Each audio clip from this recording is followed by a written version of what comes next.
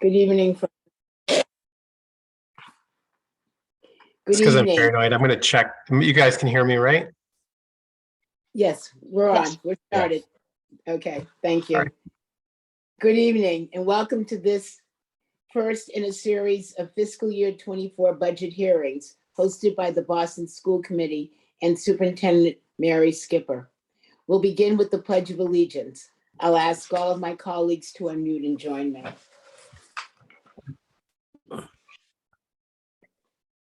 I pledge allegiance to the to flag the flag of the of United the States of States of America America, and to the to the republic for which it for which it stands, stands, one one nation, nation, under God, under God, indivisible, indivisible, with with liberty liberty, and justice justice for for all. all.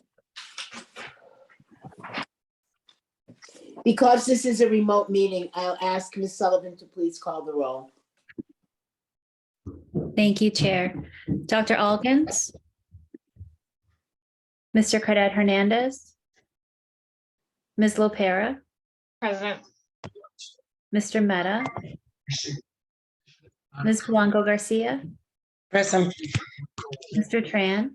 Present. Mr. O'Neill? Ms. Robinson? Present. We have a quorum. Thank you, Ms. Sullivan. Tonight's session is being shared live on Zoom. It will be rebroadcast on Boston City TV and posted on the school committee's webpage and on YouTube. The recording will be available in all of the BPS languages. Tonight's hearing documents are posted on the committee's webpage, bostonpublicsschools.org/school-committee, under the February 16th meeting link. The documents have been translated into all of the major BPS languages. Any translations that are not ready prior to the start of the meeting will be posted as soon as they are finalized. The committee is pleased to be offering live simultaneous interpretation in Spanish, Haitian Creole, Cabo Verdeano, Cantonese, Mandarin, Vietnamese, and American Sign Language. The interpretation feature has been activated. Click the globe icon at the bottom of your screen to select your language preference. I'd like to remind everyone to speak at a slower pace to assist our interpreters. Thank you to everyone who signed up for public comment. Signed up for public comment closed today at 4:30 p.m.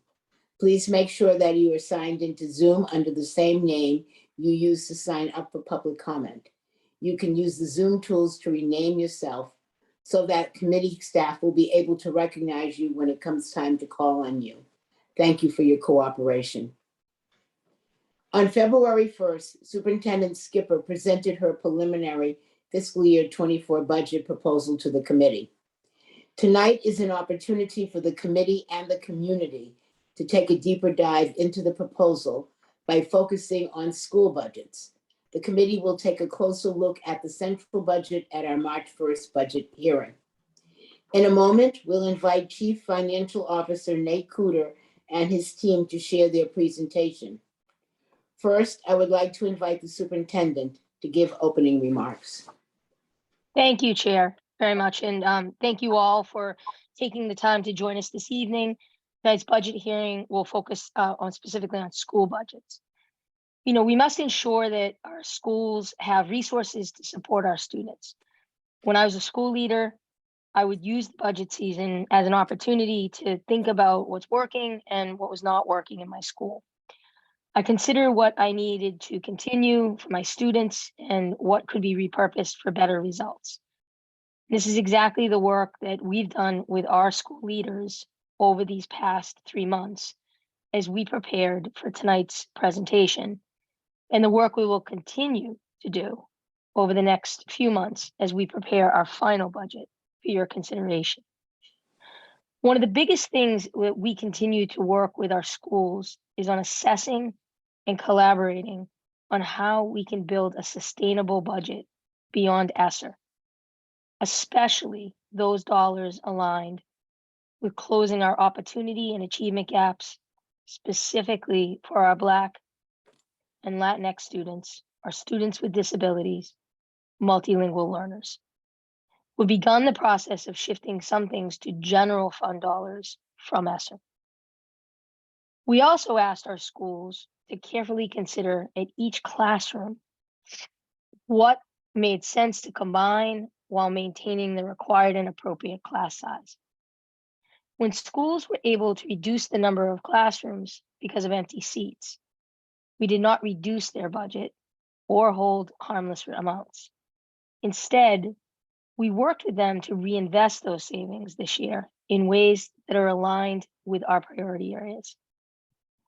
We've all heard this before, but I truly believe that our budget is a statement of our values. At the district level, this is a unique opportunity to invest in what we believe will strengthen our schools and bring our vision of equity into reality. As we take on long needed and critical changes in literacy, inclusive education, and multilingual and secondary education, we're determined to deliver on our promise of educational equity and excellence. We as a team have considered every big and small decision from the student's perspective. First and foremost, we are here for our students. They must be at the center of every decision we make, and our investments must strengthen our students' outcomes. BPS is incredibly fortunate to have the continued support of Mayor Wu and the City of Boston. Her message was clear: to build a better future, we must ensure that our students have access to quality learning experiences every day. And so with that, I will hand this off to our CFO, Nate Cooter, who has worked incredibly hard with his team on tonight's presentation. And I'll look forward to hearing public testimony and questions from the committee. So CFO Cooter. Thank you, Superintendent. And good evening, Chairperson Robinson and members of the school committee. Thank you for the opportunity to present the FY24 budget for the Boston Public Schools. We are proposing a fiscal year 24 general fund budget of $1,439 million, a $65 million increase above the current FY23 budget, all aimed at supporting the children of Boston. We believe this budget will strengthen our schools and bring our vision of equity into reality. As the superintendent mentioned, tonight's presentation is focused on school budgets. It will include a discussion of the big picture, the new investments we're making aligned to the superintendent's 6 priorities, and a look at the broader challenges facing our district that impact individual schools. But it's also an opportunity for us to share with the community exactly how school budgets are built, how we allocate funds, and how much we differentiate funding based on student needs. BPS has an incredibly progressive, student-centered funding system that is a model for other districts throughout the country.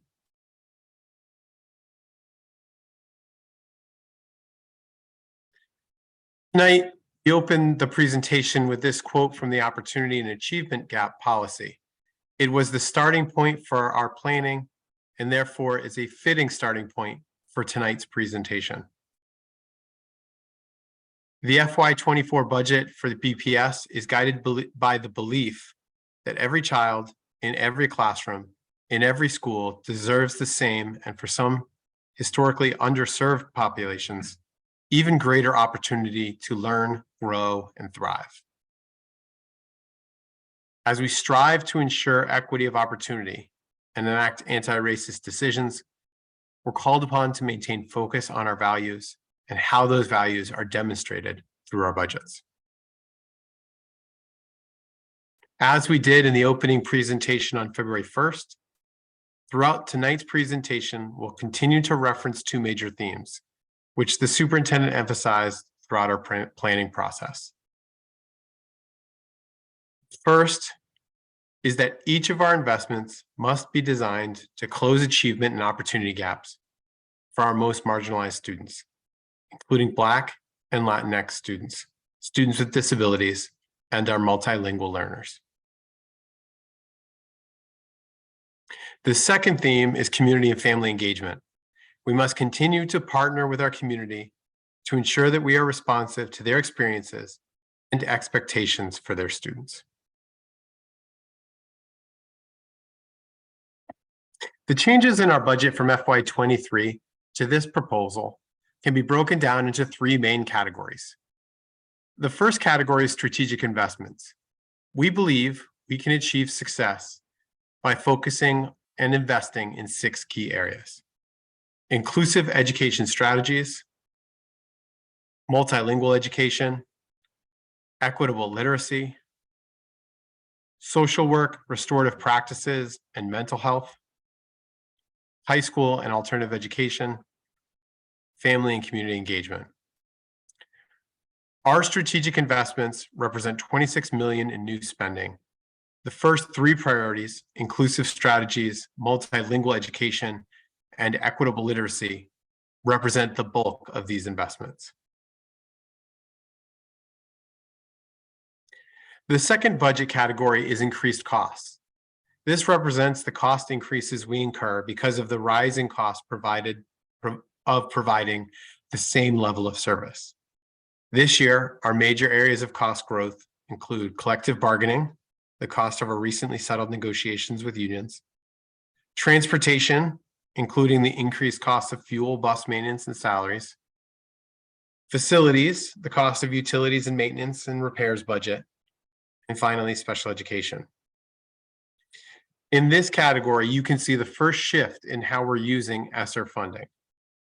Part of the contract with the BTU that included reforms that paved the way for inclusive practices have been moved to ESSER. The final budget category is long-term sustainability. BPS has 2 sustainability challenges facing our school: ESSER funding coming to an end and the declines that have come from 2 years of enrollment declines. This category is a net decrease in our overall budget, as we are adding $15 million in school-based ESSER spending on the general fund, and simultaneously, we're shifting $24.5 million in hold harmless funding from the general fund onto ESSER.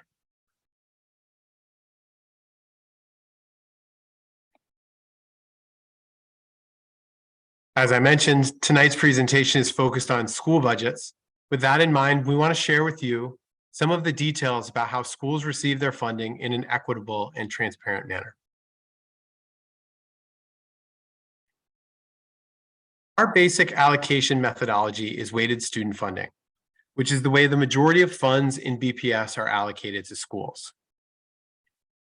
Weighted student funding is also known as student-based budgeting, fair student budgeting, or student-centered funding.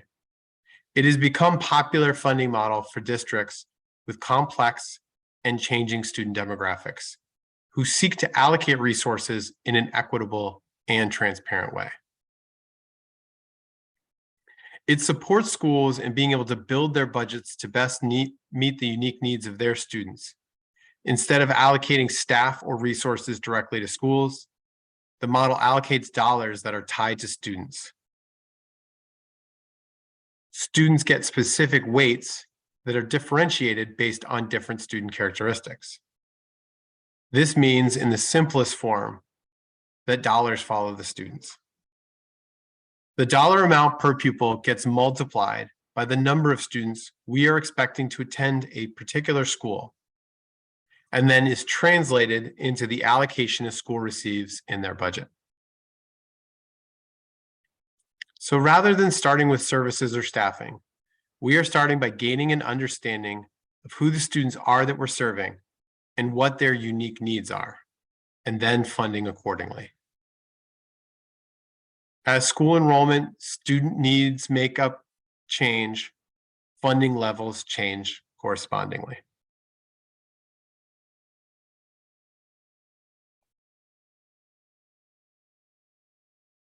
WSF is structured to fund schools on the 8 categories listed here.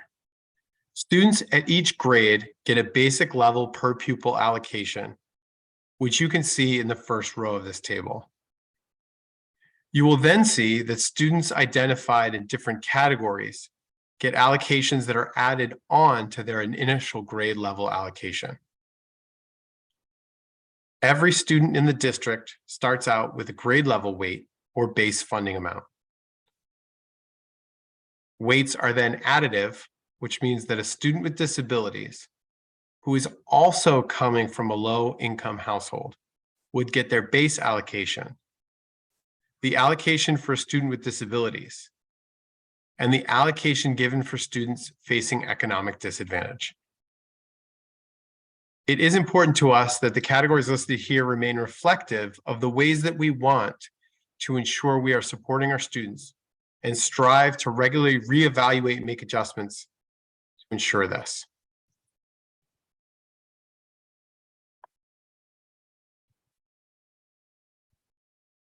This slide shows a breakdown of all the funding sources we use to ensure that we are funding schools equitably and guaranteeing access to student supports. It includes weighted student funding, as well as the Foundation for Quality positions and supplemental funding. You'll note here that the first line, designated for WSF, is showing a significant increase from FY23 to FY24. This is due to two factors. The first is increased enrollment for schools, especially enrollment for multilingual learners. This increase is offset by a decline in programmatic supports and for Foundation for Quality supplements. The other reason for the increase is the cost of teacher and paraprofessional salaries. This is the place where in the budget where the BTU collective bargaining cost shows up. Also reflected here is the funding we provide on top of the foundation. We have a set of designated resources under turnaround and transformation that are targeted directly towards our transformation schools. And another allocation to schools running programs that have unique needs outside of weighted student funding, such as vocational programming and inclusion. Schools also receive federal funds through Title I, IDEA grants, which provide additional supports to students facing economic disadvantage and students in special education. And this year, you'll also note ESSER funds, which are also allocated directly to schools and are included on this table.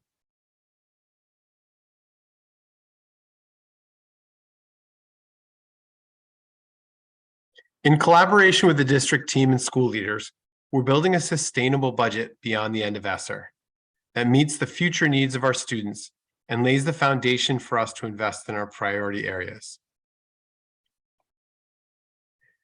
As we think about this budget and future budgets, BPS has two sustainability challenges facing schools: ESSER funding coming to an end and managing the general funds allocated to hold schools harmless from enrollment declines for the last 2 fiscal years.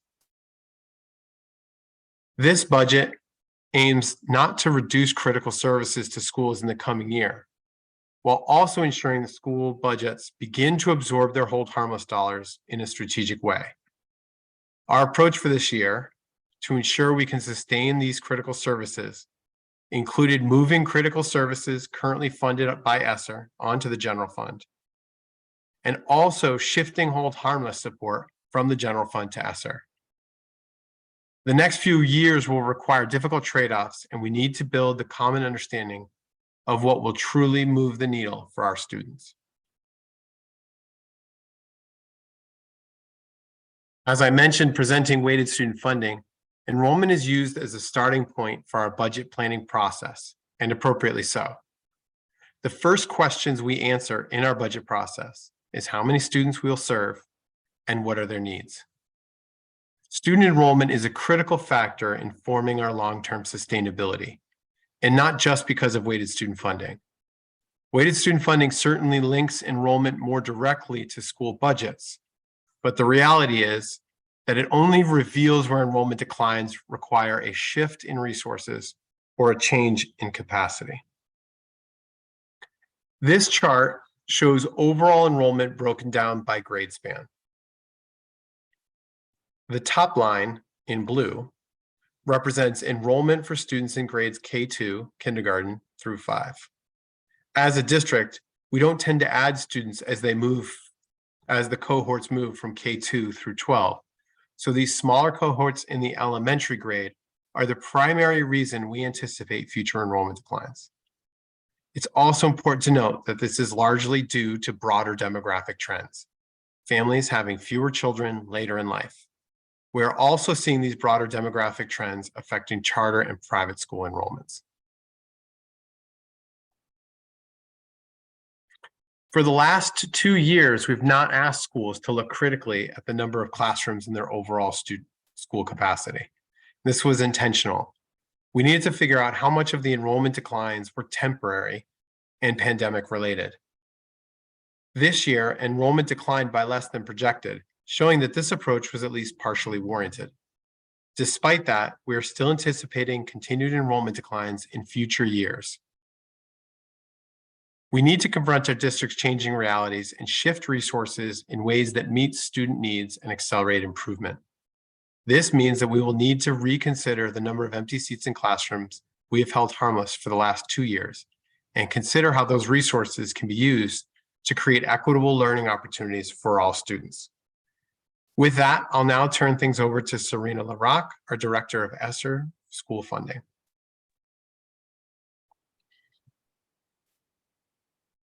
So ESSER has been a great opportunity to invest in our students, and this slide shows the allocations across the years. In FY24, 50 million of that amount went directly to schools, as Nate mentioned earlier, and it really focused on the 7 focus areas.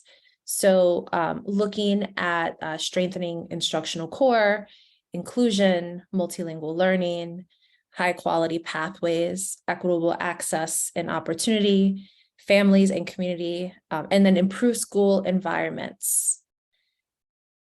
If you go to the next slide.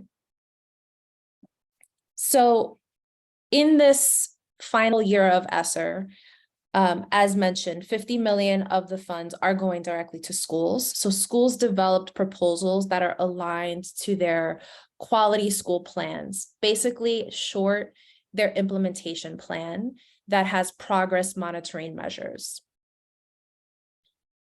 In terms of the calculations for individual school allocations, we received feedback that it was important, critically important, that school-based funds were allocated based on need rather than equally across schools.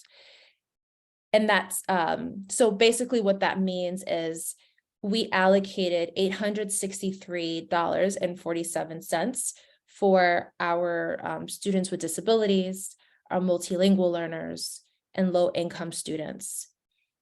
If a student fell into multiple categories, we would times that. So for example, if a student fell into special multilingual learner and low income, they would have received, the school would have received $1,727 for the student.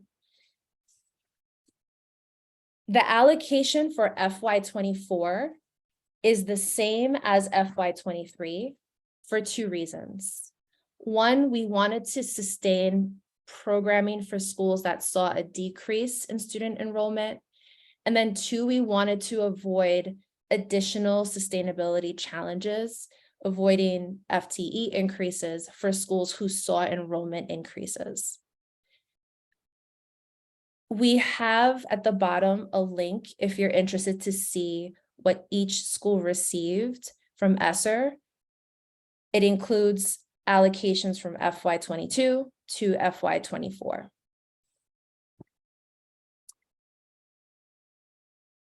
One of our sustainability strategies is to implement a progress monitoring or continuous improvement process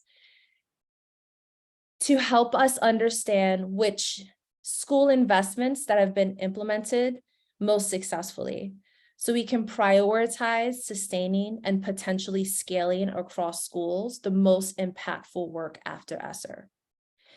Monitoring the effectiveness of this plan to meet student and school needs is core and embedded in our strategy.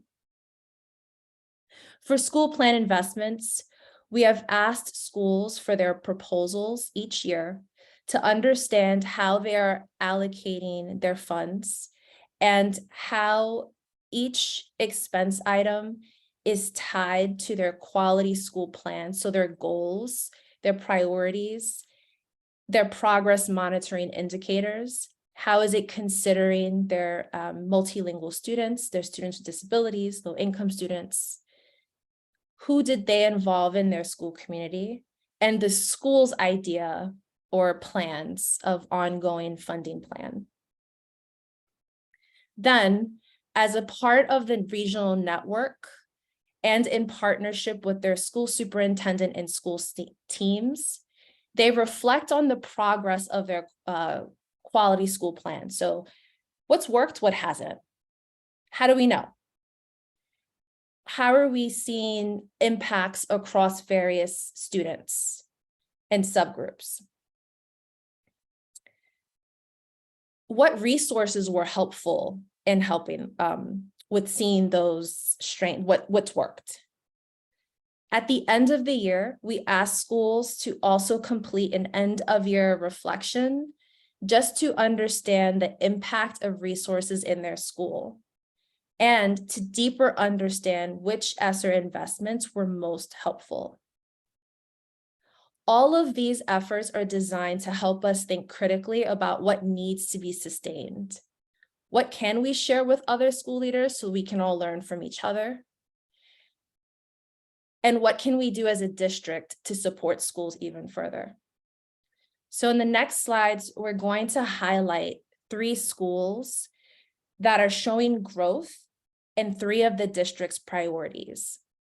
First, we're going to start with equitable literacy.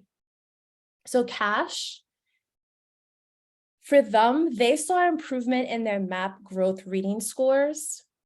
And specifically, now Cash has invested they're under other funding sources. And so we're zoning in on the complementary ESSER funded strategies. And so they spent, not necessarily allocated, they spent $25,000 in educator and teacher leadership. So to join professional developments offered by the district, such as Reading Horizon training and training in the science of reading. They also spent a substantial amount, $30,000 in high quality text. And one of their strategies was that each academic department receives funding to purchase text, going from math, ELA, to programming for their students with autism.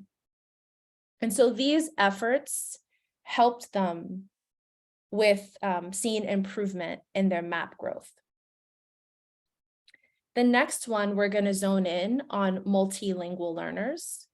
And so at the English, they also saw improvement in MAP growth, particularly for their multilingual learners. And also, they saw improvement in school climate for both staff and students. Again, we're zoning in on their ESSER investments. They spent about $126,000 per year on a reading specialist.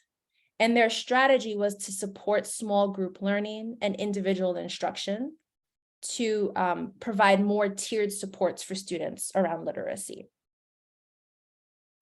They also spent money on partnerships, after-school enrichment activities, and field trips. It was incredibly important for them to spark joy for their students, to make learning relevant to them, tangible to them.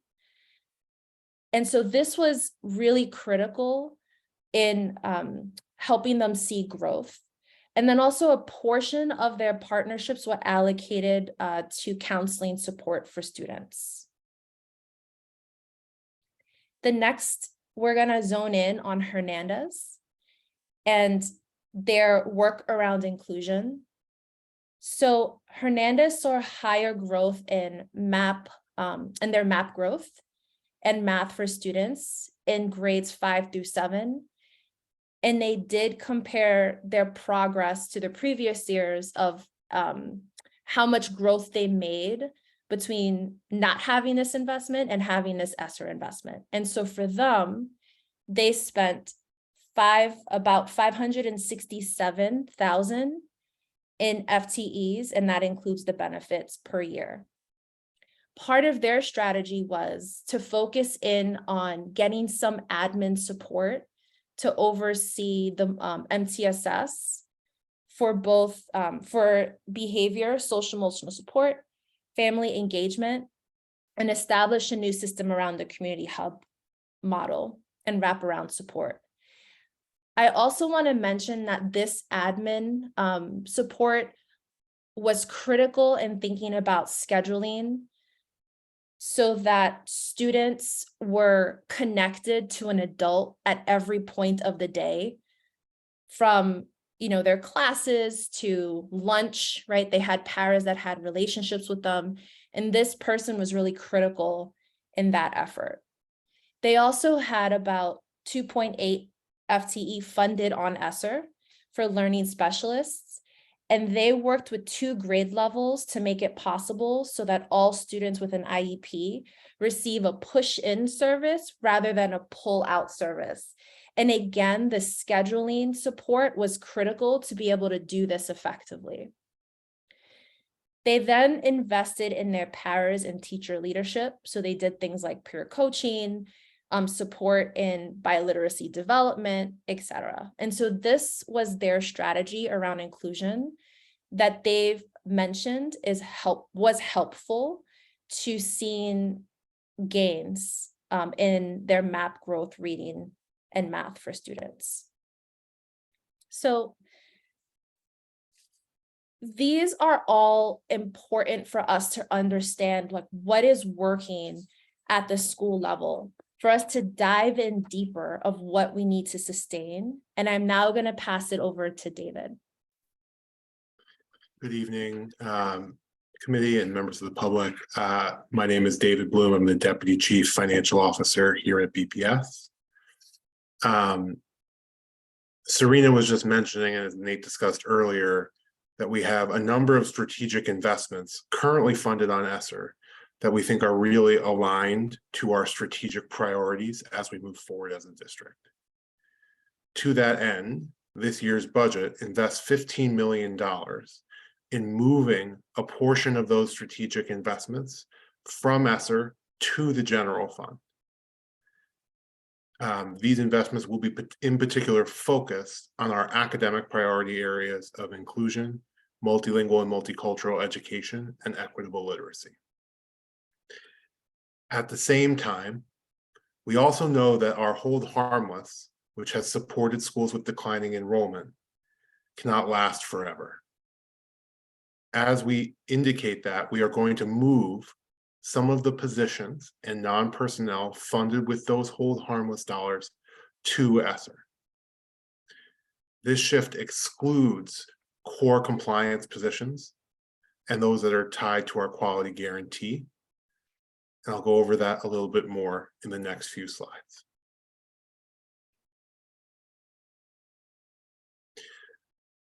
First, I want to talk for a moment about our quality guarantee and our baseline services. Each school is guaranteed a certain set of baseline services through the budget process. Think homeroom teachers, math teachers in high school, resource, ESL, school principals, school secretaries. In addition, there's a certain number of district-directed positions that we think are a part of a quality guarantee. A nurse, a social worker, for example. We've also invested in something called the Foundation for Quality. And what the Foundation for Quality guarantees is, in addition to the district guarantee, a minimum amount of support above core compliance, above the sort of legal minimum of what a school can have, that varies by school and by school need. And the way we do that is based in weighted student funding. So what you see here is a table of a part of weighted student funding for school Y. These weights represent their opportunity index and economic disadvantage measures. And so for this school, their OI score is 0.689. You see allocations for the Opportunity Index in their school support and partnerships funding through weighted student funding, their allocation for poverty and homelessness. Altogether, this school is getting $749,000 through those weights. And what the Foundation for Quality then says is that $749,000 is guaranteed above their core compliance positions. So when you take out a school secretary, a principal, all of their classroom teachers, their resource, their ESL, you have to have at least that much of additional support for students.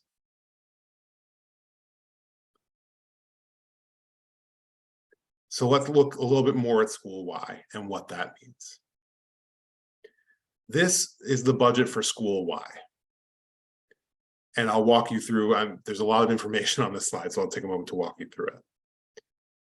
The first thing is, on the previous slide, we've said, well, as a Foundation for Quality, when we remove all of those core positions, teachers and so on that I just mentioned, they're guaranteed at least $749,000 of additional things beyond that. And when we look across their budget, we see that they have a number of those things. This table reflects all of the positions and non-personnel on their general funded budget beyond those core compliance positions. In yellow are a set of positions not including core compliance, not legally required, but a part of our district-directed investment. This includes recent investments in things like family liaisons and social workers, as well as things that are targeted to support transformation schools like an instructional coach, and our recent investment in librarians. In purple are things we would call school-directed. They're not required to have these as a school, but they've historically used their weighted student funding dollars to fund these positions. So total, they have about $1.8 million of budget above compliance, about split in about half between district directed and school directed. And what we see right now is the school, just going back there, the school is currently receiving a hold harmless of about $1 million.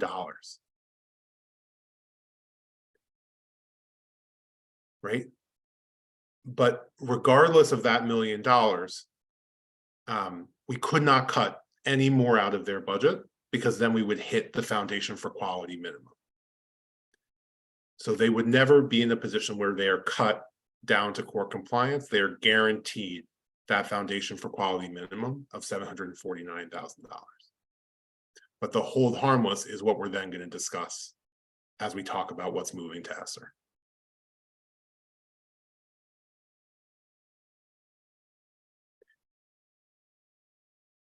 So first off, the yellow. In yellow, you'll see all of those district-directed investments. Our guidance to schools is those need to remain on the general fund. Schools will not be allowed to move to ESSER because we think those are investments that every school is required to have per whatever allocation methodology applies for that investment. In orange and purple, we see their school-directed investments. And in conversation, we have determined that this orange investment in particular is one that is prioritized to be kept on the general fund, as that assistant principal is working closely with teachers on strategies related to inclusion, multilingual, multicultural education, and equitable literacy. But we're moving about 50% of the hold harmless to ESSER, so there's about $500,000 that this school needs to target to move to ESSER.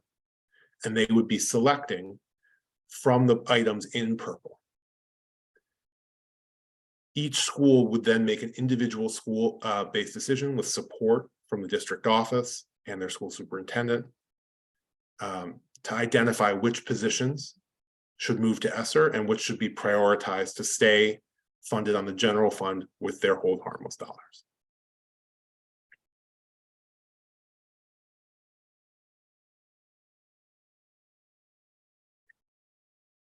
In addition, in blue, we can see what this school has currently funded on ESSER. Right. And we are saying that we are going to take about $15 million to move those highest priority positions off of ESSER and onto the general fund. So in the case of school Y, in addition to prioritizing which of the purple positions are moving to ESSER, they would be prioritizing which of the blue positions would move to the general fund. And in this case, they have a reading specialist deeply involved in strategies related to equitable literacy that would be prioritized to move to the general fund.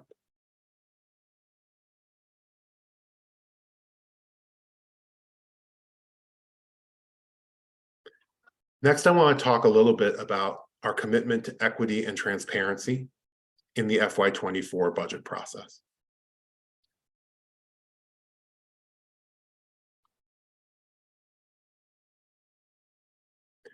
The first slide I want to share with you tonight is an equity analysis of our budget. What this does is it breaks down all of our spending from school budgets and central budgets in terms of how they are attributed to schools and students, and then rolls up that information by student demographic data. What we can see on this slide is that on average, we are spending more on our Black and Latinx students than white and Asian students. This reflects an intentional allocation of resources to students who have experienced opportunity gaps. One thing to note on this slide is that every student receives a very similar base in blue, which is based on the grade level of the student. That is not intended to be differentiated based on need. It is only differentiated in this case based on age, and that's what it reflects.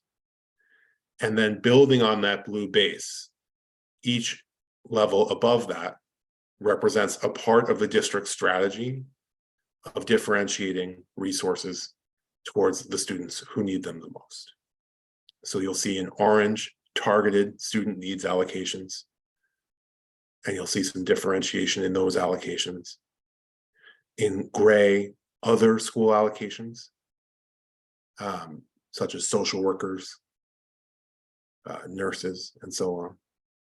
And then in yellow, blue, orange, and dark blue, you can see school services that are budgeted centrally. And we'll talk more about this a little bit later and then more extensively in our hearing on March 1st. Our central budget is primarily made up of services that are directly experienced by schools and students. Things like custodians, school buses, benefits for school employees, special education service providers, and so on. And finally, there is a roughly even distribution of our central administration.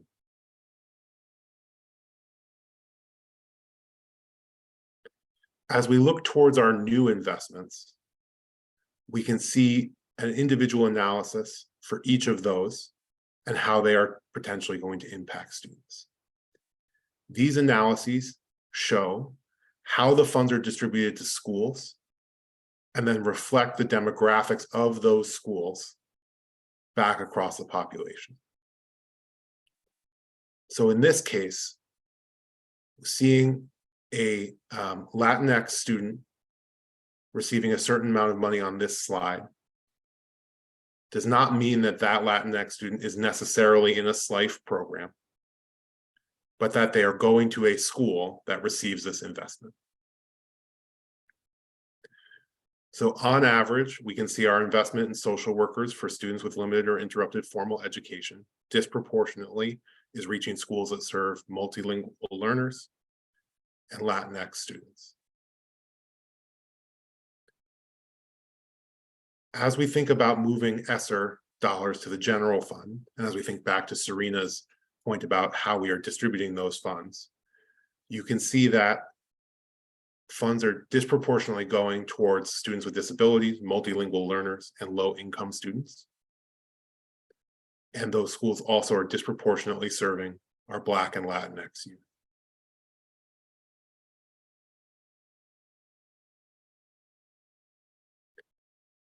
As we presented last year, our investment in the hold harmless is also an investment in equity.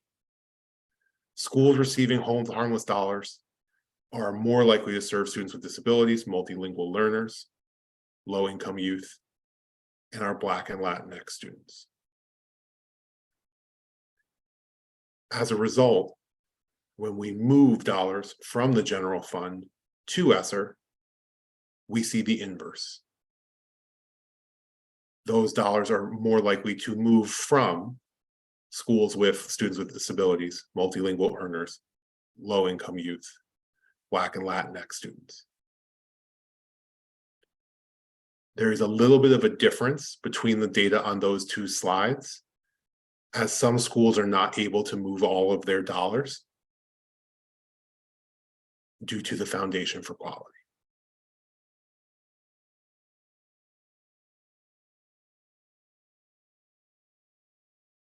In addition, we provide extensive information online at bostonpublicschools.org/budget, including tonight's presentation, extensive information about weighted student funding and other allocations, and a document that entails our budget by several different fund, account, and program categories. All documents will be translated into all of Boston's major languages. This is a sample of our weighted student funding budget template. It shows every category of student that gets weighted and all of the weights for the appropriate students in the school, which in this case is all of our schools added together. Every student receives every weight that is appropriate to them. They are all additive.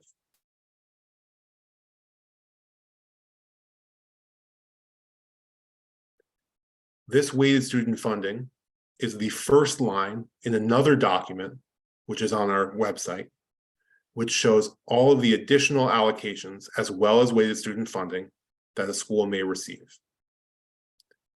This allows you to calculate school by school how much money is in their budget and where every single dollar came from.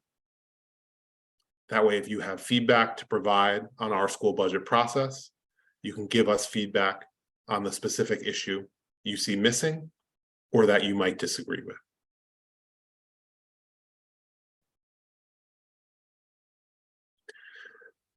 Finally, a quick preview of what I just discussed.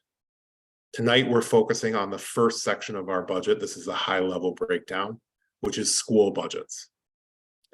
But there's a lot more in the BPS budget than just what's budgeted at schools.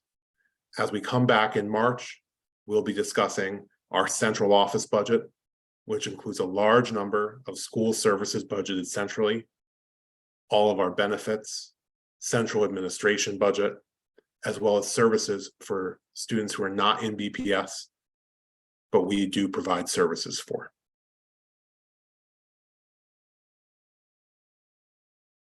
And finally, I know I've been referring to our next hearing. Wednesday, March 1st is our budget hearing focused on the central budget. We will then have a final budget hearing on March 15th, where we present the final budget that the school committee will be voting on and have an opportunity to answer any questions on the final proposal. And then on March 22nd will be the budget vote. Please send questions to budget@bostonpublicschools.org or feedback. We thank you all for your time this evening and we welcome the committee's questions.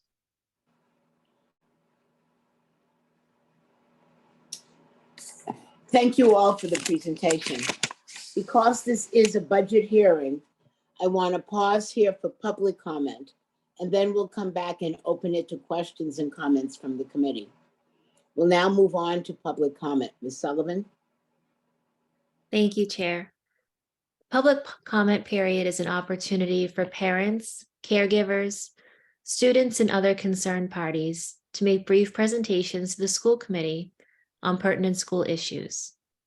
Questions on specific school matters are not answered at this time, but are referred to the superintendent for a later response. Questions on specific policy matters are not answered at this time, but may be the subject of later discussion by the committee. We have 5 speakers this evening. Each person will have 3 minutes to speak, and I will remind you when you have 30 seconds remaining. Those who require interpretation services will receive an additional 2 minutes. Speakers may not reassign their time to others. Large groups addressing the same topic are encouraged to consolidate their remarks or choose a spokesperson to provide testimony. Written testimony is appreciated and encouraged. Please state your name, affiliation, and what neighborhood you are from before you begin. Please direct your comments to the chair and refrain from addressing individual school committee members or district staff. When I call your name, please raise your hand virtually in Zoom. Also, please make sure you're signed in to Zoom with the same name you used to sign up for public comment. That will allow us to identify you when it's your turn to testify. We'll begin this evening with John Mudd, followed by Betsy Yoshimura, Chang-Im Tan, Ruby Reyes, and Suleika Soto. If you could all please raise your virtual hand. Mr. Mudd?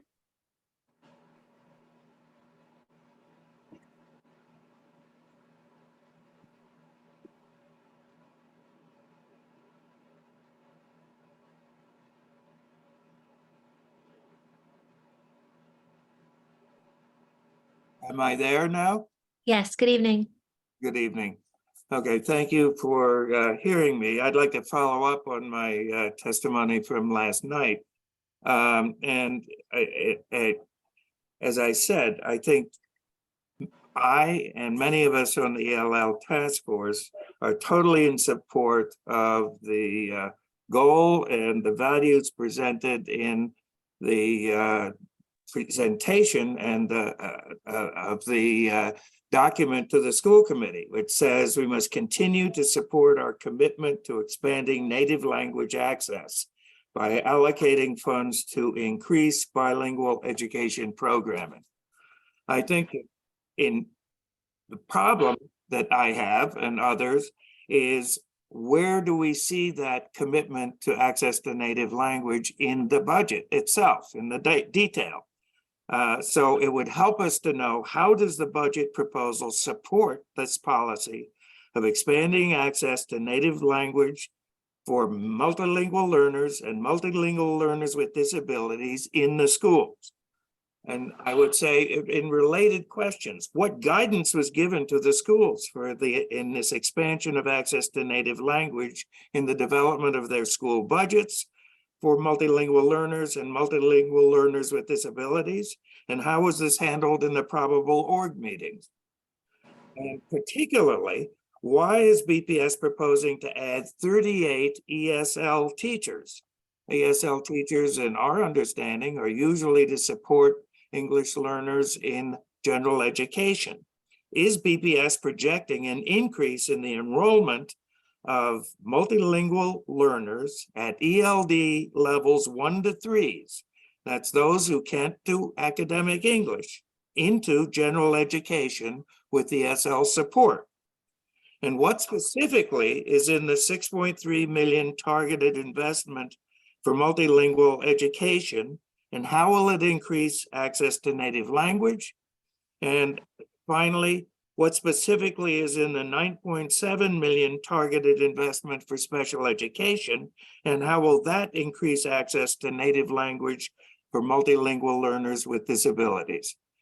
Thank you for hearing me, and I hope this can be somewhat of a debate and we can get some answers, because I'm sure there are answers, but we don't want these questions to be floating in the community.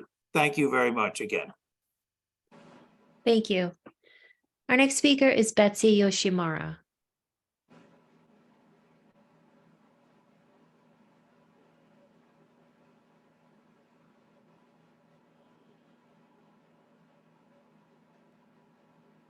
Hi, everyone. Is my microphone okay? I've been having trouble with it. Am I sounding like crazy? Yeah. Yep, we can hear you. All right, great. Thank you so much. All right. Thank you, Madam Chair and committee members, for taking the time to hear my testimony today. I am coming in front of you this evening to ask that stipends be provided for leadership positions in the CPC and our related organizations, SPEDPAC and DLAC, to compensate our family volunteers for the time and commitment that we all put in to making BPS a great learning environment and experience for everyone. My name is Betsy Yoshimura, and I am a parent of a third grader at the Mario Umana Dual Language Academy in East Boston.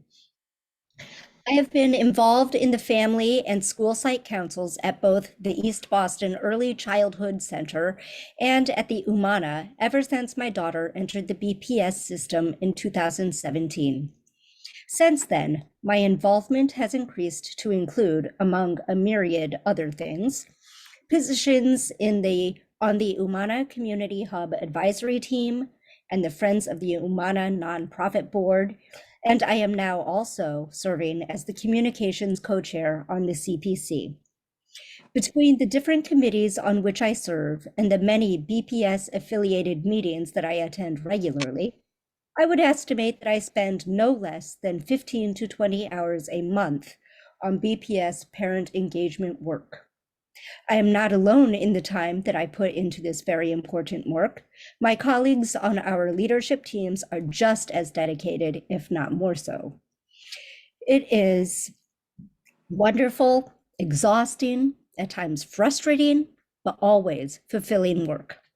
We attend meetings in the evenings after the workday is over, during the day as well, taking time away from our families to help make BPS a better, more equitable place for all of our children, teachers, and staff. For this reason, I believe that it is a very reasonable ask that we be monetarily compensated for the time and effort that we put into this work. I believe that doing so will show that we are appreciated and respected, and that it will also provide an incentive for more family engagement and accountability for those who commit to help. And in my last few moments here, I'm going to take off my CPC hat and put on my Umana parent hat to 30 emphasize seconds.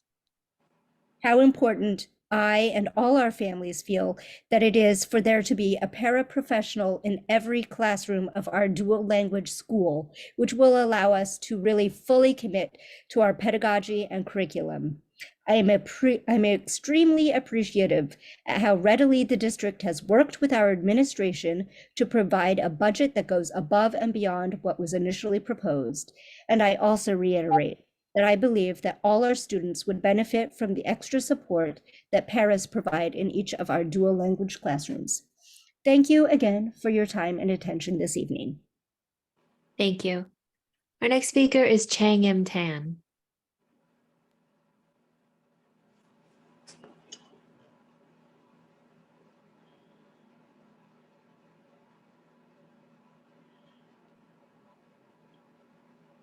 Can you hear me? Yes, we can hear you. Good evening, Madam Chair and committee members. To start your video, okay. Good evening, I'll start again. Good evening, Madam Chair and committee members. My name is Reverend Cheng Im Tan. I come to speak to you today as a mom, a parent at the Elliott and Josiah Quincy Upper School, who has been an involved parent in my kids' schools since they were pre-K. I also come as a parent coach and as a member of the CPC leadership team. As a mom and as a parent, our work is 24/7, and it spans a lifetime, as many of you who are parents know. Unfortunately, it is a job that our male-dominated society does not value. Parenting is the most valuable but unpaid job that is almost exclusively done by women. As a parent and as a parent coach supporting other parents, I see women being expected to do a Herculean job without any training, nor given the support and resources they often need. As a parent, I so appreciate Superintendent Skeeper's understanding of the importance of parent participation, parent voice and perspective in making progress for our children on the classroom, school, and district level. I appreciate that she understands and sees us as partners in our children's education and success. I also want to give a shout out to Denise Snyder, Noel Green, and Drew Woodbury, who have been working with the CPC to better support parent engagement in the district.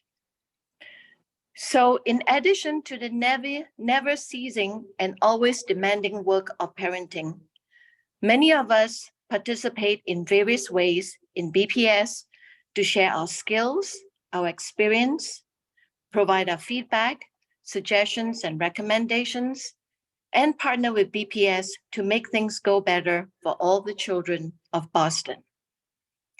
For those of us who hold leadership positions on the CPC, SPATPAC, DLAC, depending on the position we hold and the extent of our involvement, we easily spend a minimum of 10 to 25 hours a month partnering with BPS, serving on various committees, attending different meetings, and doing the needed work in between. 20 It seconds. has been an honor to do this work and to partner with BPS. And I would also like to request that BPS consider providing a stipend from the central office budget for those of us who are in these positions and putting numerous hours to volunteer as a gesture of respect for the time we put in, for the skills that we bring, and the importance of participation in this partnership. Thank you very much. Thank you, Reverend. Our next speaker is Ruby Reyes.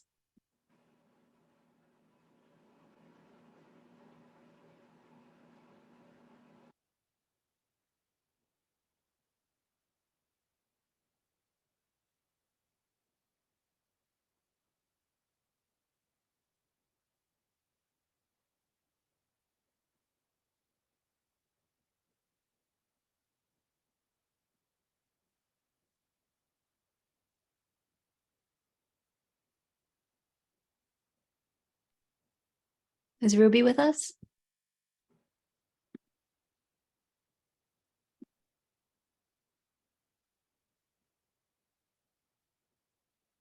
Can you please accept the prompt?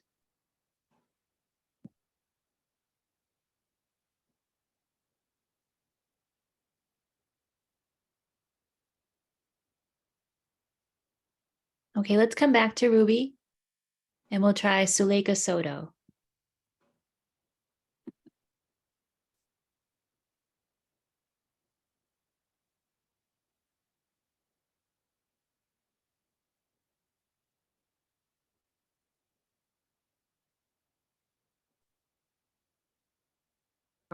Hello, good evening, everyone, Madam Chair and school committee members. My name is Suleika Soto, and I have two students in the Boston Public Schools at Blackstone Elementary and at Tech Boston Academy. I am the elected finance co-chair of the Citywide Parent Council, which is the umbrella organization of all the parent councils in the Boston Public Schools, and I reside in the South End. Today, I am not wearing my beige hat, I'm wearing my CPC hat.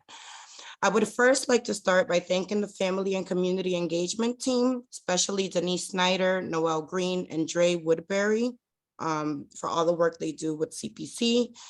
Also want to thank Jashira and Reynalda, who support SPEDPAC and DLAC, Miriam Ortiz, as well as all of the family liaisons for all the wonderful work that they are doing with families. And I can't leave out Donna Lashes, who has also been very supportive.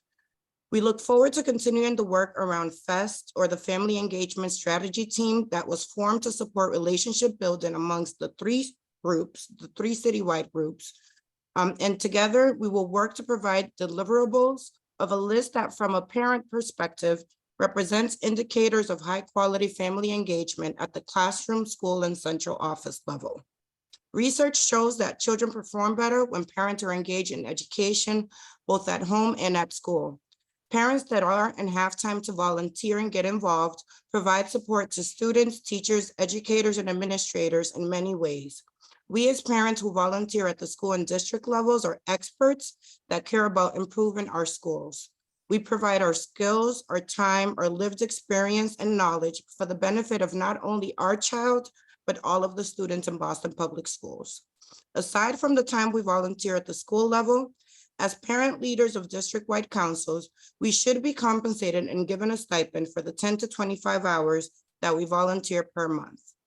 These hours are occupied by planning agendas, participating in district task forces, committees, and meetings, and most of all, engaging families, among other things. I am not alone in the time that I put into this very important work.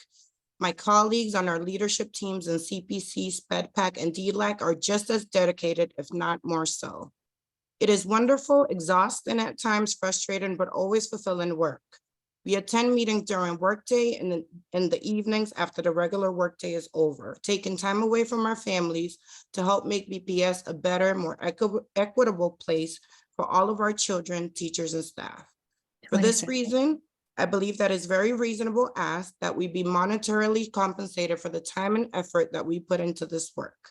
I believe that doing so will show that we are appreciated and respected, and that it will also provide an incentive for more family engagement and accountability for those who commit to help. On a side note, Blackstone hat, when it comes to school budgets, when are principals, especially in transformation schools, going to hear back from the budget review committees about the supportive positions that are needed for next year's budget? So again, principals need to hear back about whether positions were approved for next year or not. Thank you. Thank you, Ms. Soto. Let's try Ruby Reyes again.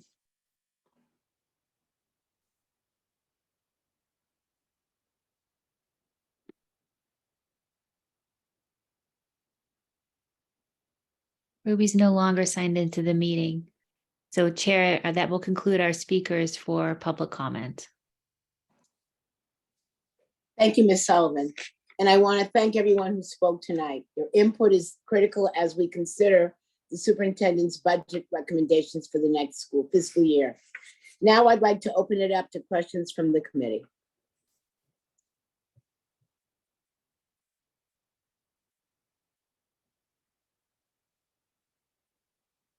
Dr. Alkins.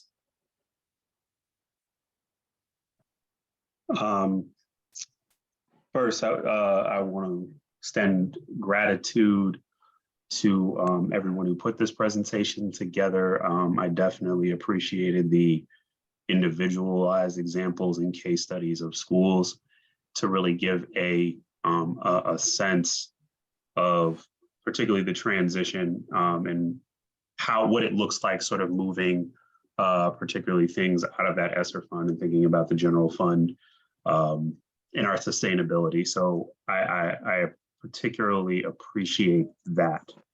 I also am thankful to the people in public comment this evening for raising their questions, particularly those that were directed at the budget. So at some point, I do hope that we do get those questions addressed. But I just have a few questions, and I think it speaks to how are individual schools communicating the information about how the budget is formed. And I think this is a comprehensive presentation, but just again, one, are the school-based allocations done with the support of our task forces to to ensure that there is alignment. You know, we heard about thinking of native language instruction, which is something that the ELL task force has worked on diligently. And so I think where is the alignment at the school level so that they're aware of the great work that's being done by SpedPAC and other task forces that the district puts together. And then I have a question just from a family perspective. Can you speak a little bit about how this allocation of funding sort of works in the context of a school merger as we're thinking about different communities that are merging? How does that affect them? I think it would be good for folks listening to really get a sense of that. So I'll stop there. Superintendent, happy to take these two questions if that's okay. Sure. I think that thanks, Nate. I also think I think the question through your chair, I think the question about alignment to kind of the broader task force is a good one. And so I think if Dr. Chen can just talk about kind of the ongoing partnership of working with special education and MLE task force. Oh, go ahead, Sure. Nate. I would start. Oh, okay. Yeah, awesome questions, both of them. In terms of weighted student funding and the sort of appropriateness of the funding allocations, we have at various points, and I want to credit Suzanne Lee in particular from the EL Task Force, who invites us back every year to present on the budget and has really encouraged us to think about, excuse me, Rafael as well, school committee member Rafael Blanco Garcia, for inviting us to come and asking us at various points in the process. You know, they've done a nice job of helping us think about when to bring information to the task force to be able to influence the funding model and really influence the weighted student funding. And so, you know, we do evaluate on an annual basis the weights, but we haven't made a lot of changes in the last few years because we've been in this sort of pandemic sort of hold harmless. And what we've launched in response to a recognition that we need to do a full sort of refresh, sort of reimagining of our funding models, we've launched this Reimagine School Funding project. And we've asked for representatives from the various task force to participate in that. And they will have a voice in both gathering feedback from the different communities to influence the model, but then also we'll have a say in the model that's ultimately recommended coming out of all of the work we're doing with Reimagine School Funding. And so, you know, at various points, we have gotten feedback from different communities that have influenced and changed and added weights. Several years ago, we added a weight specifically for inclusion that was meant to create better financial supports for students when they move from substantially separate settings into inclusion. We've added a homeless weight that came out of Community Voice and the Opportunity Achievement Gap Task Force. And it was out of the feedback from the community and in partnership with the Opportunity Achievement Gap Task Force, where we created the Opportunity Index, which was an innovative way to think about student need, not just individual student need, but neighborhood need. So that is something we try and do, but it does, you know, the annual model does need to be evaluated and tweaked, but then there are big changes take time, and we would start that process and would encourage people who have suggestions to participate in the Reimagine School Funding to be able to move that forward. And then of course, there's the feedback that we get from different task forces, different groups around annual budget investments on the central side or in new investments in schools. Your second question was about how this funding works if we were to merge schools or close schools. And so in a student-based funding system, in a weighted student funding system, we really do emphasize that dollars follow the students. So in the case where we merge two schools, the weighted student funding amounts do not decrease. That funding would move from the two separate schools and then merge into the school communities. What we also see is opportunities then for schools to invest more in student supports and services, because the half-full classrooms at those schools then fill up and schools have more resources to invest in their schools. And so recent examples of that, when we closed the standalone middle schools, most recently Irving and Timilty, those students, when they were dispersed to other and started enrolling in other schools, increased enrollment and increased the weighted student funding of those other schools.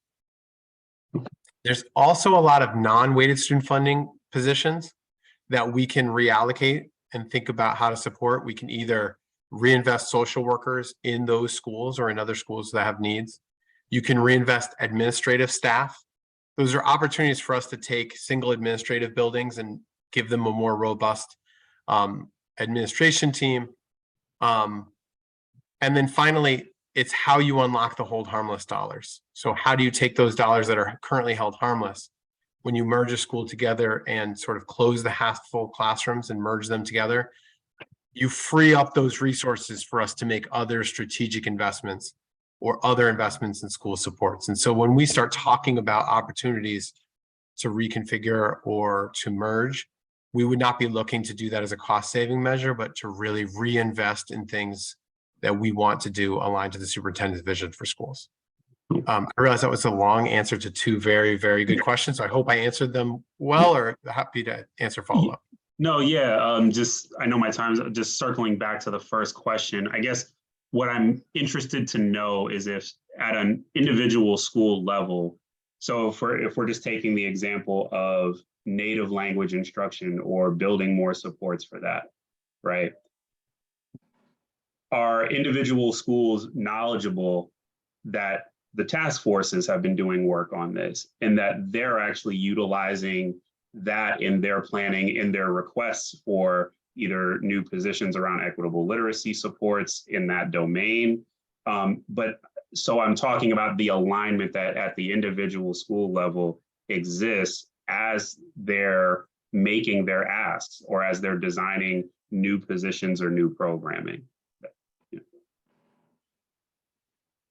So I can go ahead and provide some answers for that. I'm sorry if there's feedback. So I do want to first and foremost appreciate the EL task force and SPEDPAC. Actually, SPEDPAC is meeting in about 40 minutes, and we met with EL task force last week as an example.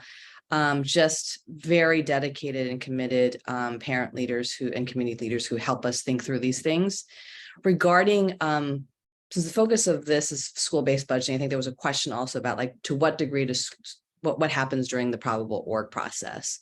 So there is a member of, for instance, OHM in every single probable org meeting to make sure the schools are properly resourced for the services that are provided for students.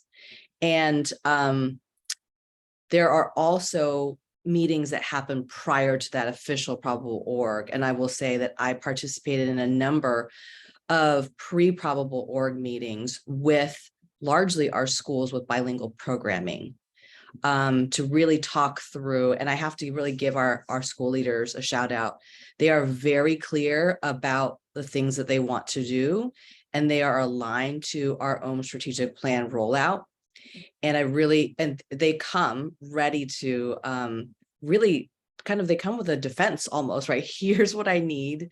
This is why, and it's very well thought through. And so what we do is try to make sure all the puzzle pieces that they get in their budget work towards those goals. And so I do want to just acknowledge that as an example of a process. So a number of schools, we made sure that that happened.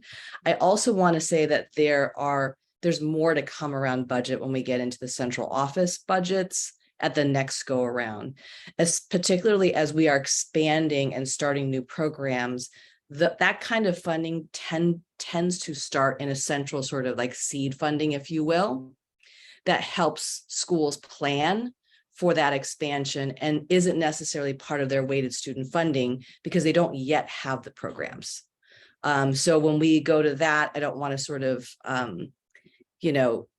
share too much there, but there are other positions, teachers, paras, and so on that support that expansion work.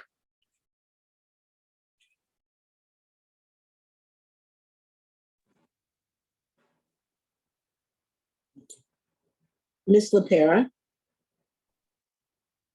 Thank you, Madam Chair, and thank you, team, for the work on this. I have a lot of questions, but I'm going to try to make sense of my notes and my questions. So apologies if some of it is not as clear. I want to, based off of what Dr. Chen was just saying, I think I just want a little bit more clarity. I know Mr. Mudd asked some pretty specific questions as it relates to what the investments really look like around expansion in native language. And so where and how do we see those investments? Am I understanding correctly that we're potentially seeing that within central office budget, and so we wouldn't necessarily see that within school-based budgets? I just want some clarity around that. Yes, thank you for that question. So in our budget tables, there's a tab that's called sort of program.general fund, and it describes our budget in different sort of program areas type of work. And it shows in there an investment in 57 bilingual or SEI positions listed out by specific program area. These positions are primarily budgeted at schools and are directly student facing.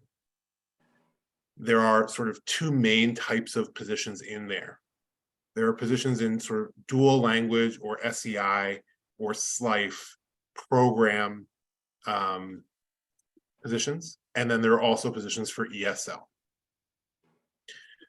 What Mr. Mudd was referencing earlier is there is a significant increase in the number of ESL positions we have budgeted for next year, which is reflecting an increased need both in this year and next year for ESL staff in schools that currently have students in general ed programs. In addition, we have investments in schools that are either have or are expanding multilingual access programs, things like the UMANA's expansion of their dual language program, the Mather's expansion of their dual language Vietnamese program, and so on. So we see both investments in expansion in positions tied to those sheltered English immersion, dual language, or other similar programs, as well as investments in ESL supports for students who are in schools that remain having ESL services in the general ed setting as their primary method of service as we continue to roll out new programs. Okay, so if I'm understanding that correctly, then the majority of our multilingual investments will remain as we know it in our dual language programs, which are fairly small, and in programs that are, or services that are being offered through general ed, SEL, and ESL. Yes, we consider the a number of the positions I just mentioned as sort of maintenance or continuing costs of our existing positions. So when we look at the total investment that's referenced in the presentation this evening as our investment in multilingual education, that's actually not meant to capture the ESL instructors. That's sort of on top of that. Investments in schools right now with, yes, dual language and SEI programming, as well as central office investments in building more programming going forward. So we're not, I just want to be clear that I'm understanding, we're not really looking at expansion of native language instruction. Sorry, there will be a fair amount of that, but not all of the expansions that are described in the OHM strategic plan would happen next school year. Correct. But So, what will happen next school year? So for instance, there are heritage language programs So dual language programs have a multi-year development cycle because partly that is part of the engagement I think we shared with you in October with DESE. But there are other programs like heritage language programs that we can incorporate more readily. And those are conversations that have been happening and with some schools as well. So that is currently in development. And that's an example of something that would be coming off of central office funding. Got it. Okay, that's helpful. The other question I have is related to one of the slides, and if we can pull it up, it would be helpful around school budget. Why? We have a section that talks about like the foundation for quality and an amount that is mentioned on there, which is a little under 750,000. And then we talk about the district directed positions. But if I'm looking at this correctly, we see that the district directed positions exceed the foundation for quality amount. And so I just wanted to get an understanding of how are we saying that this is what we need, but we're not giving enough to even cover those district directed positions. Yes, thank you so much for that question. So in this case, we would be seeing a school whose enrollment decline has led it to be funded at what we would call baseline services. So in our model, in the Foundation for Quality, we would not cut any of the positions in yellow, right? It's sort of the, you can almost think about it as like it's the better of the two, is what you end up with. So either the Foundation for Quality, which is 749, or in the case of this school, all of the positions in yellow. This year, as a part of our hold harmless, they will also receive, well, the hypothetical school here is actually sort of an amalgam of a couple things, but in this case, school Y would receive half of that hold harmless funding as well, which would allow it to keep several of the positions in that school directed portion on the general fund as well. But yes, we have a number of schools where with enrollment decline, they are reaching the sort of baseline services budget amount. And that is something we need to continue to examine in our Reimagine School funding project of what is our definition of baseline services that every school needs to have, and how much flexibility should schools have to invest beyond that baseline services. Okay, that is helpful. I think the part that I'm still, simple question, how are we deciding that the district directed, we're saying are foundationally valuable, and the school directed, there seems to be more wiggle room? Example, librarian. I mean, I think all of our schools should have a librarian, but I think all of our schools need a library, and we don't currently have that. And so how are we choosing what falls under a district directed, and what happens in that instance when, for example, we don't have a library in a school?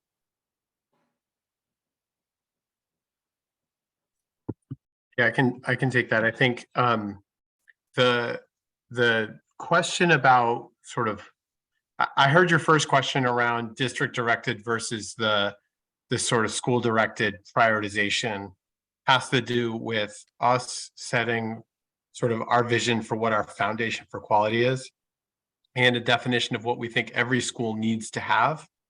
And so there is a shift here between school-based discretion, sort of school-based decision-making, and then district-wide decision-making around saying, in the past, schools may have said, I'm going to cut my librarian because I think I want to keep the assistant principal.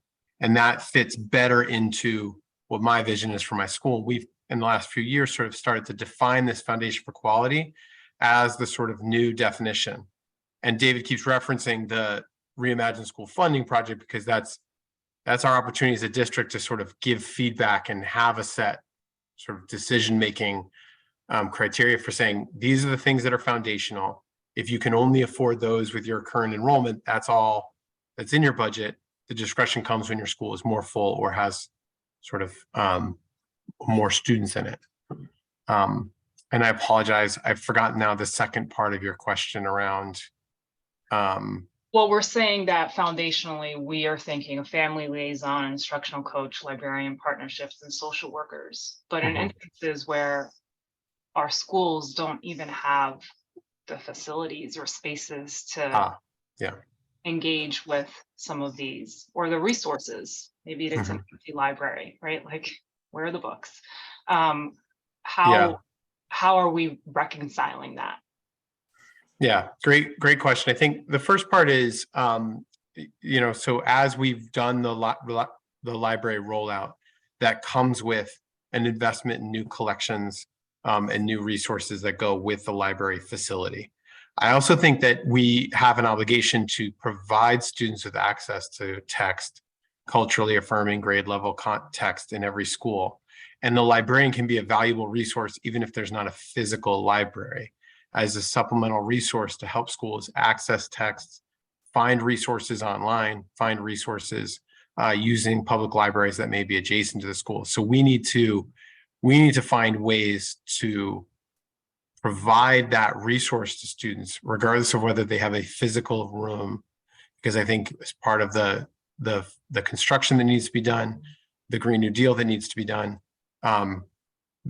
there's going to be multiple years before every school has a library, but we can't wait for our students. But again, these are part of the policy decisions that we make as a district and as a body to say we're going to continue to invest in access to library resources versus investments in other areas. I appreciate that. The reason why I even bring up librarian is because we know, for example, in some of the examples that were listed around increase in MAP scores as successful strategies, we saw the investment in reading specialists, right? And so in the absence of a physical space, and when we know that our schools are engaging with reading specialists and wanting for reading specialists, and are finding ways to either fundraise for reading specialists or using ESSER dollars for reading specialists, then how are we, why are we not thinking about ensuring that every school has the number of reading specialists that they require? And so for me, I'm just trying to kind of reconcile how we are coming to particular decisions and prioritization of specific roles, given the limitations that we know exist. Yeah, I think this is a valid question. I do think, it sort of from a mechanics allocation perspective, we can allocate out resources as through weighted student funding, which provides schools with the discretion to be able to decide on whether or not they want to create a reading specialists in this example. But we're giving guidance. And so for me, it's like, what guidance are we really giving so that we are moving the district as a whole to meet the strategic priorities that we're setting forth? So through your chair, so this is an important question, because I think to CFO Kuda's point, like, this is the conversation we need to have going forward as to what actually falls in the quality foundation piece. Reading specialists are like a good example where they may be attached through equitable literacy and through inclusion, like in terms of other initiatives. But the block of positions that was sort of decided over the last couple of years. And so what we did this year was to sort of honor that, with the understanding that we would be revisiting that in the process of the reimagining funding. And it could be that in that process, what we come away with is additional academic positions that we believe every school should have, as opposed to just when they're going through a particular initiative. So I do think there'll be opportunity to do that. But again, sort of that particular quality foundation piece was decided last couple of years. We're kind of rolling that forward this year because it's in the middle of sort of a rollout. And I think that that will be at the top of the list as we kind of hit the reimagining project. Get community voice, get leader voice, as to what, if anything, there needs to change. Got it. Appreciate it. I have other questions, but I will wait for the next go round. Thank you. Thank you. Mr. Tran? First of all, thank you to the budget and financing team you put together, in my mind, a very best effort in making sure that the budget covers every aspect of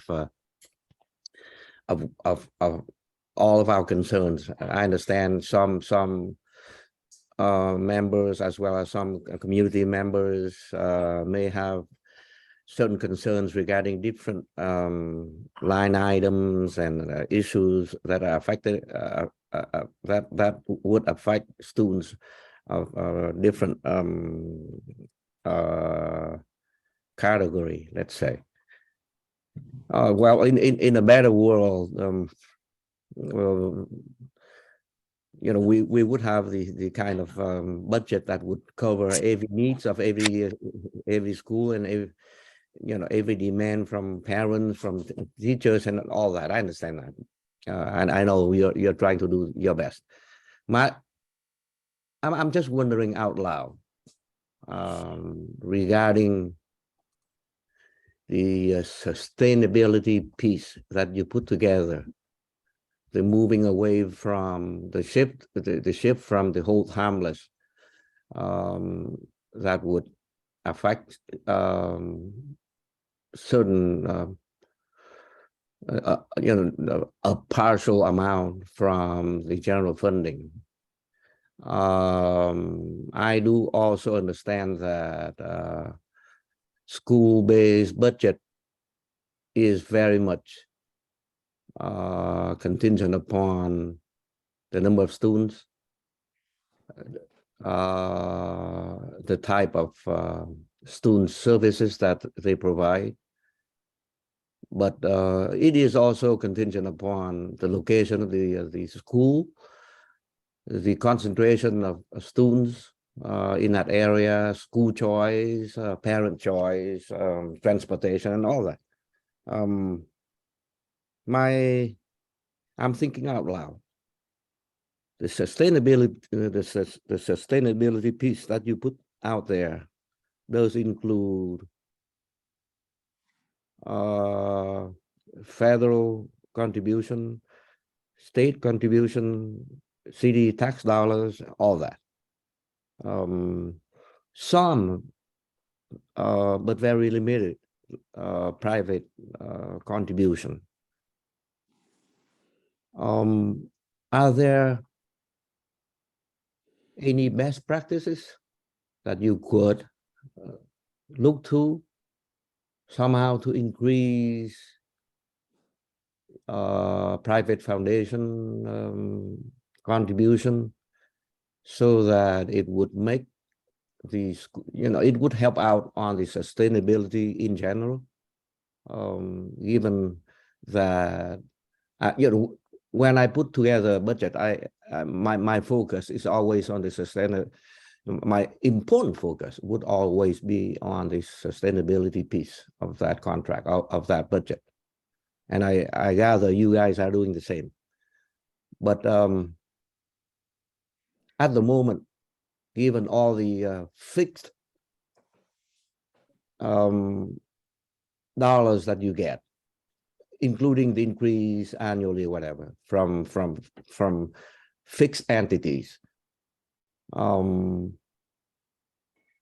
there any other ways that would alleviate the concern of a particular school's decrease in students'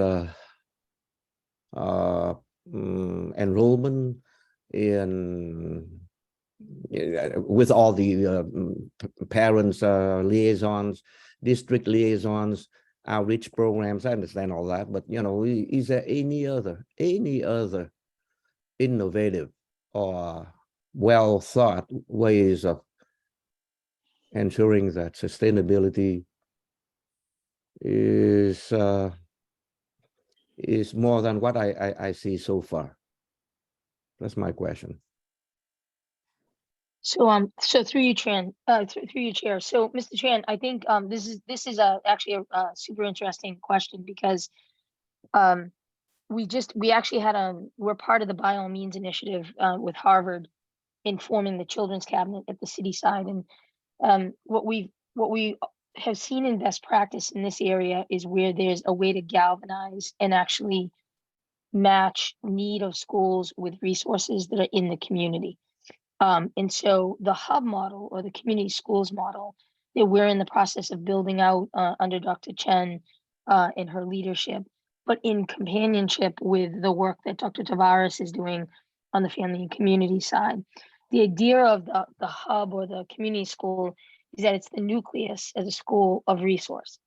And it's not providing all the resource itself, but rather it's leveraging in an area the resources that exist. So those might be mental health resources in the area. Those could be out of school time opportunities from community-based partners in the area. Could be housing and food security resources in the area. And the idea of the hub model is to actually create a resource map to bring the resource that's available outside of the school district into the school district in the form of the school. And so the examples of some of the districts in By All Means that have been doing this is that it's one of the ways to make the resource issue more sustainable for schools. So rather than schools and school budgets having to pay for those items, we instead can leverage funding that's already being funneled out there, but it's just not necessarily getting to those that most need it in that way. I think the other thing we're doing is we're working with the business community. When we say sort of it takes a village, we're working with the business community to create a roadmap for businesses that want to partner and support, but don't necessarily know how. So they may have resources in the form of human capital or resources in the form of material, monetary, and they're trying to figure out how to support a school or schools within the city. And so again, through the hub or the community model, we're building a menu out that will be like very clear for the business. Maybe they have internships that they really want to channel to our students. Or maybe, we have certainly some examples already that they want to do a wraparound and they really want their employees to come in and read to the students, provide tutoring for the students, provide after school opportunities for the students, to staff celebrations.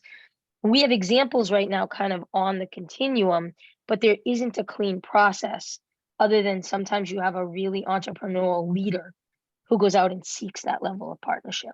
So we're aiming from an equity standpoint to actually create a model that allows the business community to enter and to be that deep partner sustained with our schools, and then same for our nonprofits and community-based. And that'll get served up through the hub model, through the community schools model that Dr. Chen and Dr. Tavares will be working on.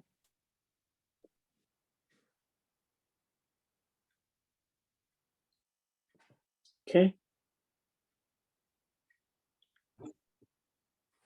Are you okay, Mr. Tran? Oh, just a follow-up, very quickly. So, so maybe I'm wrong, but would it be correct if I say that individual fundraising are allowed and encouraged by individual schools from your standpoint? From your I don't think that we want fundraising to be the source of providing what's essential to a school, but there's certainly partnerships in the form of nonprofits, community orgs, businesses in community schools that are, our true partnership, where they're investing and they want to support the school either by being involved in it or running events with it, at the same time that the school appreciates that and needs that. I think, 4 or 5 of our schools just, within the last month, having been to, you see that kind of partnership existing already. I think that's very different than making sure that the budget that is the stable resource can take care of the actual essence of what a school needs. So really, it's about kind of coordinating what's in neighborhoods rather than us providing all the mental health, for instance, when there's embedded partners that are right in the neighborhood, makes a lot of sense to work with that agency or agencies. Same thing with health clinics. You know, Mhm. leverage the fact that that health clinic exists in that neighborhood and can Mhm. actually come in and partner. So it's really looking to, in that way, to sort of create a wraparound for our schools, where students don't have to leave the immediate need to be able to get what they need over and above, or in the after school hours, or on the weekends, and so forth. Same with families and family resources. Thank you. You're welcome. Ms. Polanco Garcia. Yes, thank you, Madam Chair, and thanks to the team that has working on prepare the budget. Cuando nosotros pensamos en presupuesto, When we think about the budget, normalmente nosotros las familias siempre pensamos cuántos consejeros vamos a tener, cuántas enfermeras va a tener mi escuela, voy a tener maestros bilingües, voy a tener apoyo socioemocional. when we normally hear about a budget, the families ask themselves how many counselors we're going to have, how many nurses, how many social emotional support. Voy a tener, ¿cómo van a hacer para que mi hijo pueda mejorar su rendimiento? ¿Qué apoyos voy a tener que no tuve el año pasado? Esas son preguntas que nosotras, que las familias siempre se hacen. What are you going to do to for my son's outcome is better than last year? Those are the kinds of questions that families ask themselves. Entonces, yo estoy pensando en la sostenibilidad del presupuesto que están presentando hoy. So I'm thinking about the sustainability of the budget that you are presenting today. Entonces, pensando en esa sostenibilidad, en lo que las familias se están preguntando, me gustaría, una de mis preguntas es saber cómo las asignaciones de los fondos ESSER y los fondos generales van a cambiar en cuanto a la sostenibilidad. So my question is, how are the ESSER funds and how is what you are going to invest changing the sustainability of the families? Porque vi en el presupuesto que hay una parte que está totalmente vinculada a los fondos ESSER y los fondos ESSER tienen una fecha de terminación, un tiempo de terminación.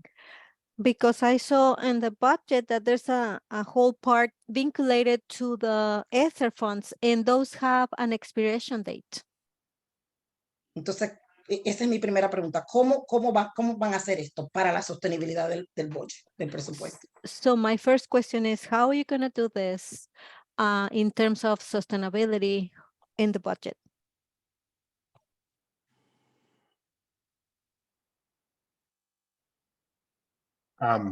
It's a great and important question. I think when we think about school-based sustainability, there's a few parts to it. The first is we really want schools to identify those critical investments that they're currently funding on ESSER. And Serena walked through some examples of key ways that schools were getting outcomes for students. Identify those investments and start to move some of them onto our general fund so that we can sustain those beyond ESSER. The second part of it is what we're using ESSER dollars for is development of curriculum, particularly for dual language, curriculum, acquiring professional development and investing in professional development to change teacher practices. We're trying to identify as many places as we can to make those investments that have a multi-year impact. It also can include the acquisition of resources, books, and equipment. But I think this is part of our challenge is we need to fully expend ESSER. We don't want to leave any money on the table.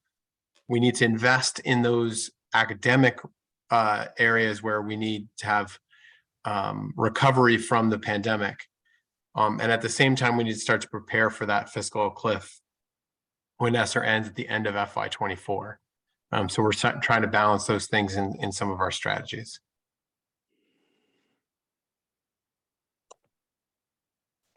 Gracias.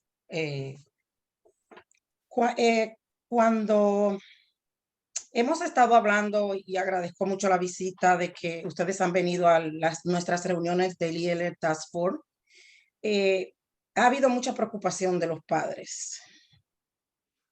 Thank you. And I also want to express my appreciation about your visits to the ELL task force meetings.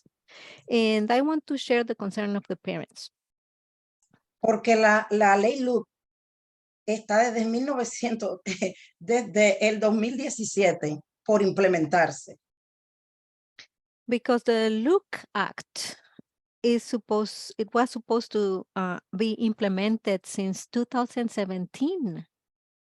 Entonces, me da temor, quiero saber que entendí bien, creo que uno de ustedes contestó, no recuerdo bien quién fue, que posiblemente no se implemente este año la alfabetización para el presupuesto que estamos conociendo, 2024, que posiblemente no se pueda implementar. Quiero saber que entendí bien.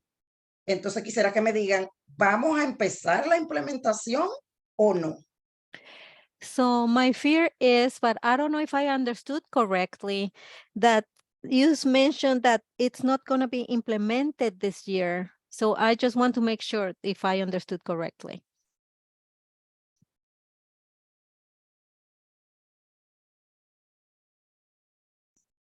So the Look Act will continue to be implemented. And I just want to clarify what I said.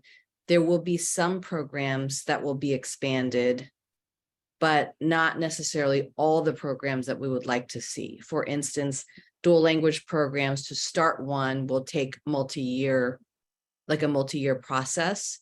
So it will not be possible to add a new one for next school year because of the process that we need to go through. But for other types of programs that leverage native language support, like heritage language programs, those are programs that we know we can begin next year and expanding.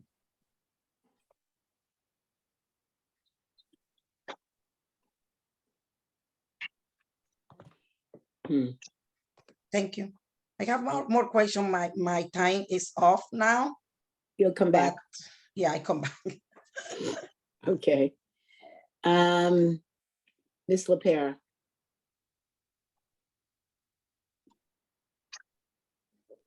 Thank you, Madam Chair. That's what happens when you use your husband's computer. It's a lot more difficult to navigate. Question around, we had touched around enrollment in the past. I'd really like to understand how much excess capacity we currently have in terms of number of empty seats.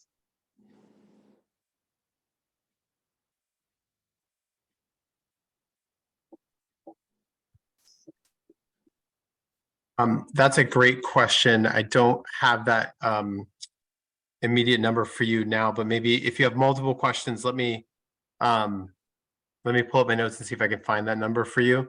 I will just generally say there's two ways in which we talk about excess capacity in a school. When we project a certain number of students in a classroom, let's say it's a class that has a class size max of 25.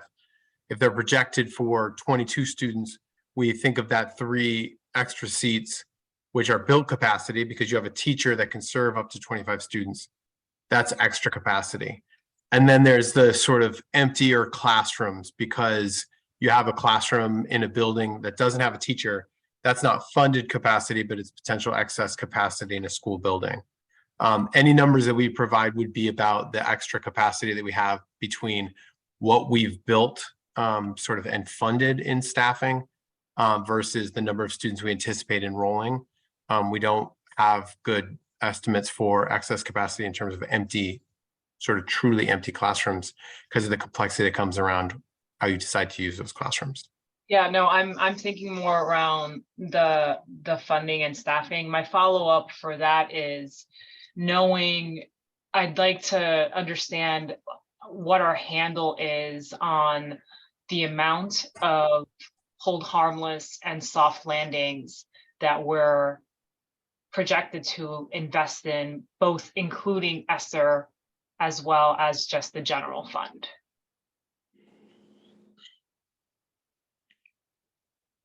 So thank you for that question. We have sort of, depending upon how you look at it, somewhere between about 110 and 120 million dollars total going into this budget cycle between those two sources you mentioned. There are sort of three ways that those funds will be addressed. First is, as we were discussing earlier, some portion of that hold harmless or the hold harmless portion is going to be funded by our baseline services, right? Where we're not going to be able to get all the way down to lose all of the hold harmless funding. And so that will sort of maintained as hold harmless goes away as baseline services. Second is, as we make additional investments in schools in things like inclusive practices and multilingual, multicultural education and equitable literacy, we may see that schools have already some of the positions required for that programming. And what we're doing is investing in making those things permanent as opposed to held harmless. And finally, as we're doing in this year's budget, we are investing specifically in moving funds off of ESSER and onto the general fund. This year's budget represents a 30% sort of making of permanence of ESSER. So 15 million of the $50 million invested in ESSER programming will be made permanent. And so and then finally, there will need to be some reduction in positions and non-personnel investment as ESSER comes to a close. And so we know that's going to be a multi-year process, which is why we're starting this year. That work will continue into next year's budget cycle. And we hope the superintendent's priorities, as well as our work around reimagining school funding, will inform how much money for each school goes into those different categories. Okay. I'm trying to wrap around all the different pieces, and I was going to ask a similar question as Ms. Member Polanco Garcia related to when we're thinking about the positions that are ineligible to move on to general fund, from positions that we're moving on to ESSER when we know that ESSER is going to disappear. If we're also using hold harmless, and this is just like my conclusions in my head, so check me if I'm wrong. But if we are moving positions, staffing positions to ESSER, we know that ESSER is going to disappear. We're providing, I'd like to know how many of our schools are receiving additional hold harmless dollars.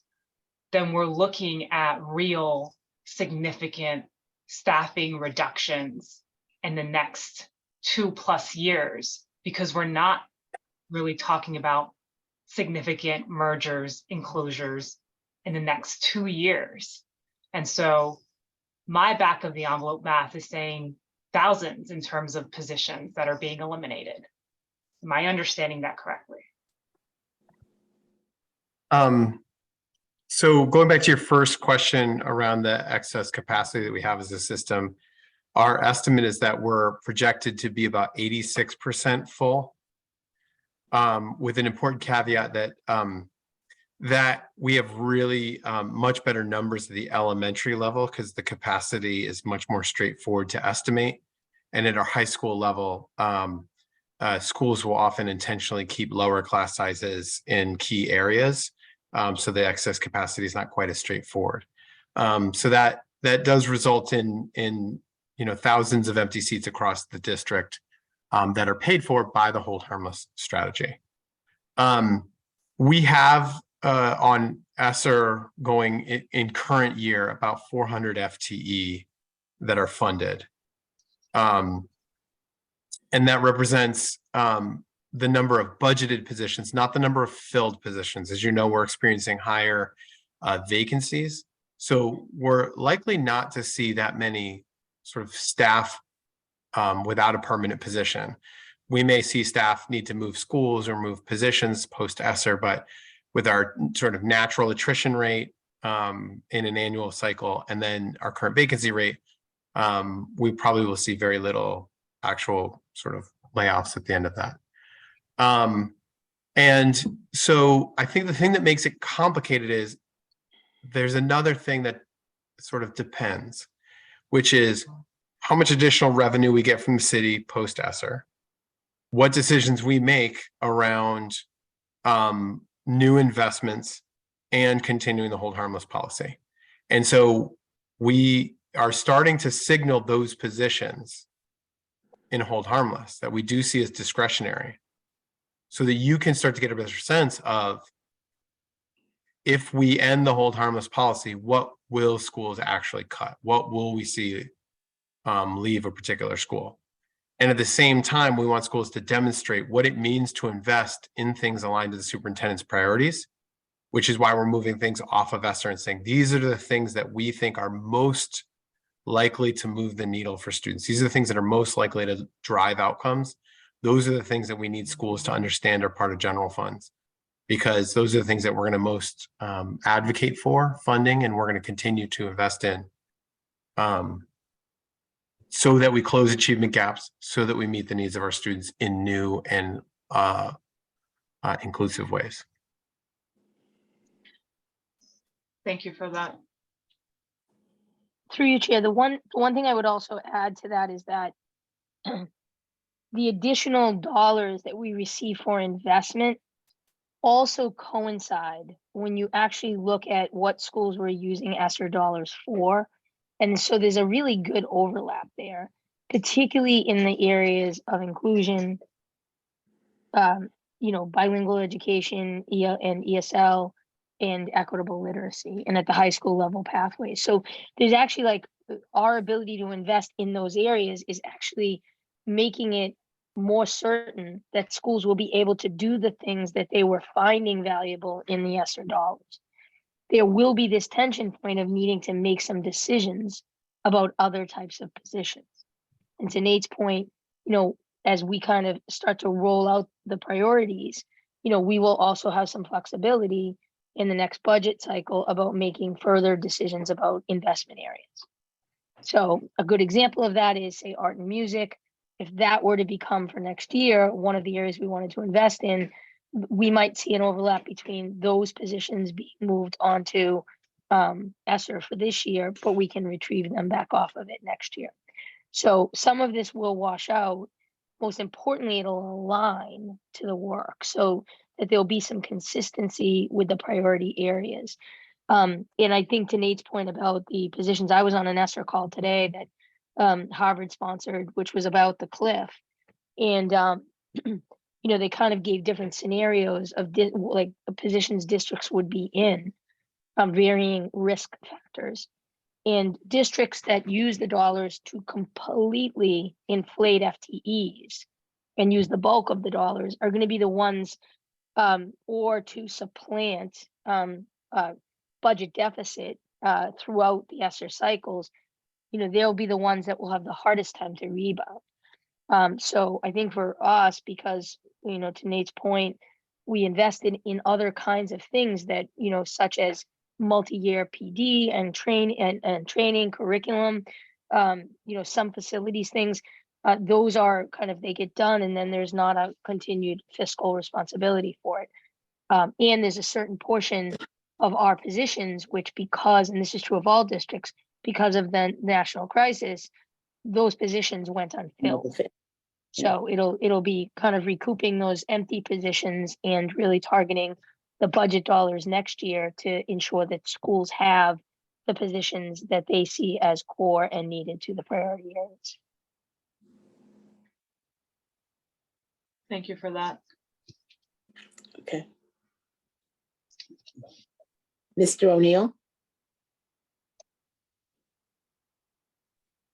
Thank you, Madam Chair, and this conversation I have found fascinating. First of all, Mr. Kuda, thank you to you and your team for a very thoughtful presentation tonight. And I'm thinking about the intersection of all this conversation about ESSER and how, and hold harmless, and how we have moved funding, to the general fund for key areas and over to ESSER. And I'm also thinking about the parents who spoke earlier tonight during public comment, and recognizing the commitment of our school site councils and our citywide parents councils. And I thought they brought up some interesting thoughts that we should certainly explore if there's something that can be done there. But when I think of the intersection of the two, I think this year's budget is great, and the work that has been done has been excellent.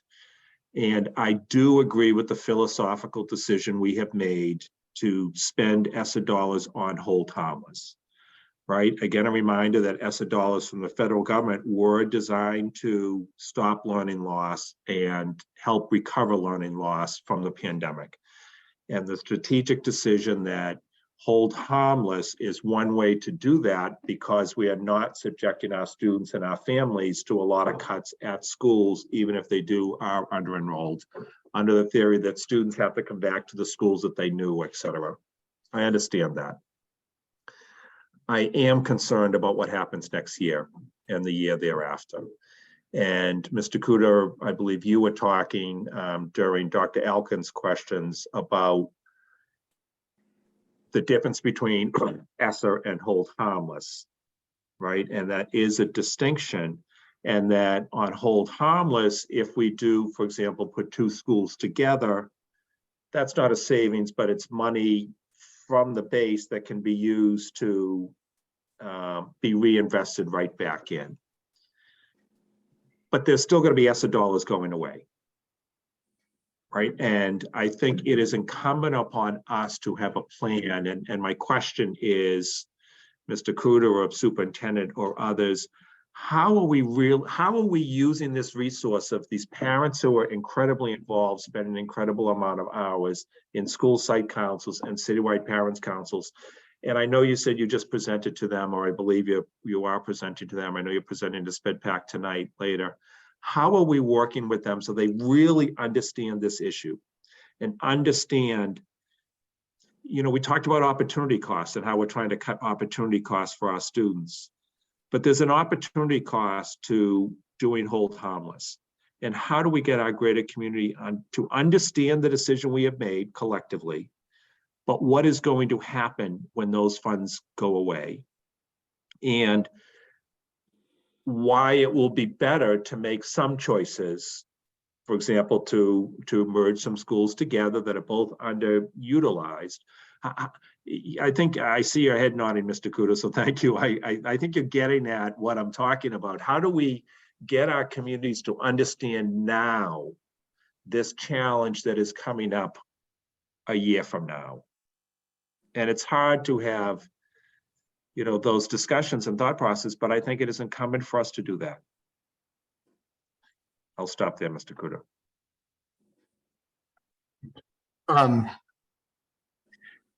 I think that's a tough question. I don't know, Superintendent, if you had comments you want to start on.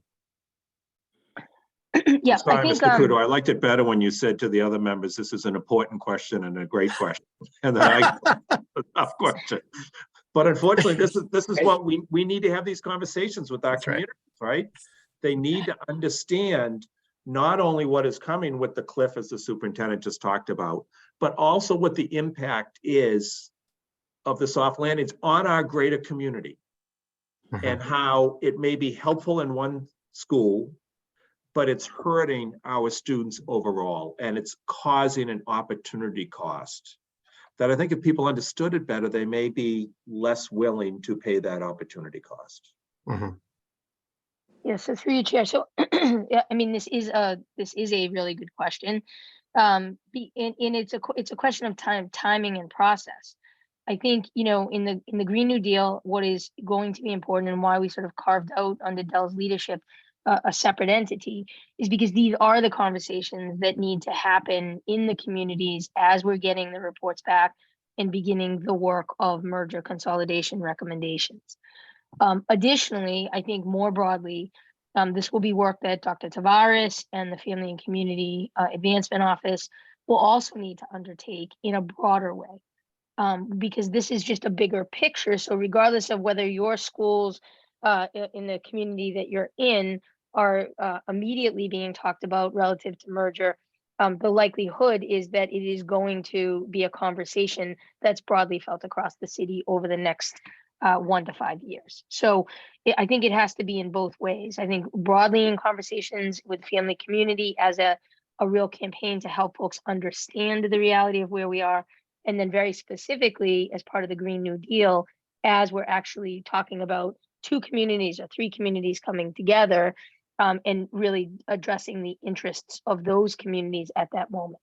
But you're right, and I think that this was one of the things that was sort of discussed on the call, on the presentation today, was that, all big districts in many ways are facing these same challenges. We may be facing them at a different scale because we've had $50 million in soft landing year after year, whereas other communities haven't necessarily had it to that extent. But enrollment shrinkage is across the board a national issue right now in urban centers. We see, there is that families are not having as many children, period, and families are settling outside of city centers more often. So it's just something that all big cities are going to face, and small cities. And I think our goal this year in the budget, recognizing where students still are in need from the pandemic, realizing where staff still is in need, was an attempt to begin that conversation, signal with the process the decisions we're going to have to make, but be able to do it in a way that in this next year things start to come down post-pandemic, and we don't pull all those resources out of our communities right away. Superintendent, I hear you. It is not just, I'm going to say yes, and it is not just having that conversation. And by the way, I'm delighted that you asked Dell to serve in that role. The work that she did in transportation and understanding and dealing, communicating with families, understanding their issues is going to serve her well. It's not about her being a facilities expert. It's about her being a project manager, a thought leader, and a communicator. And I think she showed all those talents in transportation. So I applaud that. I think this is not just about consolidations or merges. It is also about what are we building new and what are we renovating. And you talked about it's a nationwide problem. Well, learnings from other districts are that, like Field of Dreams, if you build it, they will come. If parents aren't going to believe us until they see shovels in the ground and renovation work going on. And then the conversation shifts. That's right. When they see a building being renovated that their school is going to get and maybe merge into, Irving being the perfect example.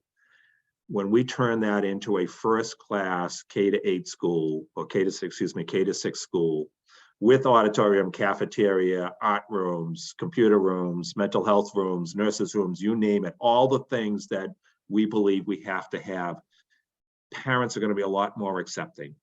That's right. And so we have to, but we need a sense of urgency on this. And I'm sure my fellow members would agree completely on this. We need to get moving on facilities. Mm-hmm. Get off my soapbox. Thank you.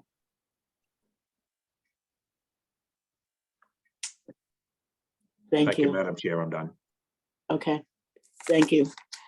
I've got a couple of questions, and one I know Nate knows I have asked this year in and year out. We talk about the weights, but I'm always asking, are the weights weighty enough? We are funding special education through these weights. How are the weights determined? How do you come up with the dollar figure that you're posing on a weight? And then, as we're looking to fund what kids need, because, I continue to struggle with the amount of money we spend and our outcomes are not improving. That says this money has been well spent and we are getting the outcomes that we are looking for. So where is the disconnect? Yeah, I appreciate that question. Fundamentally, for our grade level weights and our special education weights in the original intention of the English learner weights, they were based on our existing staffing models. And so what you could in a lot of ways reverse engineer our current weights by taking the staffing costs and dividing them by 87% of the capacity of that classroom. So our goal was to fund specific models, but to then, by weighting it, allocating it out more transparently across schools. And then the reason I said 87% of the capacity is because that extra 13% was for all the other stuff. And so is it weighty enough, I think, has two things we need to evaluate. One, can we afford the staffing models that we think we need to serve our students? This is why we're doing Reimagine School funding and why the academic vision for our schools needs to drive that project. We need to say, what are the inclusion practices and strategies that we want schools to be able to afford to do? Is it the Henderson model? Is it another model at a school that has done great work in inclusion? For multilingual learners, our weights were originally designed for SEI classrooms where all of the students receiving services were in one classroom. That very quickly became a model that was outdated, but the funding system wasn't updated. And this was part of the presentation that we talked about with the OEL task force last week. So we do need to reevaluate it. That's the Reimagine School funding. The other part, that extra sort of 13%, the funding that's intended to pay for things outside of the core classrooms, was to pay for everything else. And it was never truly defined. We never came in and had an affirmative stance on what are all of the other things that schools should be able to afford, and what are the assumptions around school size or class sizes that would allow you to afford that. That's because the origins of weighted student funding came in a year when we had to make significant budget cuts. And so we're asking the Reimagine School funding project to think differently, to start with an affirmative definition of what we want to do as a school district, what we want every school to have, and then design the funding system to meet that needs. And then, to Mr. O'Neill's point, give the community the trade-offs in a way that they understand, so they can say, okay, we want to be able to afford this at every school, or we want to have this many schools. Those are some of the core trade-offs that we have as a system. Your fundamental options in education are, how big are your class sizes? How much staffing do those classes have? And then how many schools do we operate? Those are really the big levers that we have. And then there are tons of little choices within that. Yeah, but I guess my other issue is, we look at the population of children that we serve. We don't serve the same children that Wellesley serves. You know, our children have significantly greater needs. We have more English language learners, more children with a wide variety of special needs, many poor children, etc. You know, so, you know, the cost of educating those children to a quality level, having the teachers, having the resources, have we really looked hard at what that true cost is and how far off are we from it? Because it worries me as we look at changing numbers. And so dollars will go away when we haven't really looked at, are we really providing the right things for the kids that we do have? And what are we doing? How are we educating and putting the resources in so that the outcomes that we are responsible for seeing can actually happen? Because it seems to be a disconnect. Yeah, we're putting in money, but on the other end, we're not getting what we need to get. So where's the disconnect between the two? What aren't we looking at? You know, I would like us to look at, I mean, I know we go through week after week and we are approving grants. Many of those grants are providing training for teachers, stipends for all kinds of things to improve teacher quality, etc. How do we look at our investments in educators to see, are we investing in the right things there that are actually giving our kids what they need? Sorry, somebody's trying to, but it's that Yeah. kind of thing. How do we connect all of these dots together so that the monies we're spending actually are giving us the outcomes that we want? I mean, again, school committee student outcomes, Mhm. is the big issue for us. How do we make that? Because I'm afraid of watching dollars go away. Mhm. Yeah, I think there are three things. One, I mean, getting to a place where we shift from funding inputs and being an input-based allocation system to an outcome-based system, that would be tremendous. I think the ESSER team has done an awesome job of pushing schools to have aligned plans and to push schools to think about and document their outcomes so that we can do a better job of evaluating what has worked. Now, it's still very early, right? Because these things take time to really see the outcomes. I think this is a point that Dr. Alkins has made before, that it's the long run that we need to be measuring outcomes, but the ESSER team has given us a starting point for us to then incorporate in our annual process. And the other thing, and we'll talk about this more at the central hearing, but I'll go ahead and give a preview.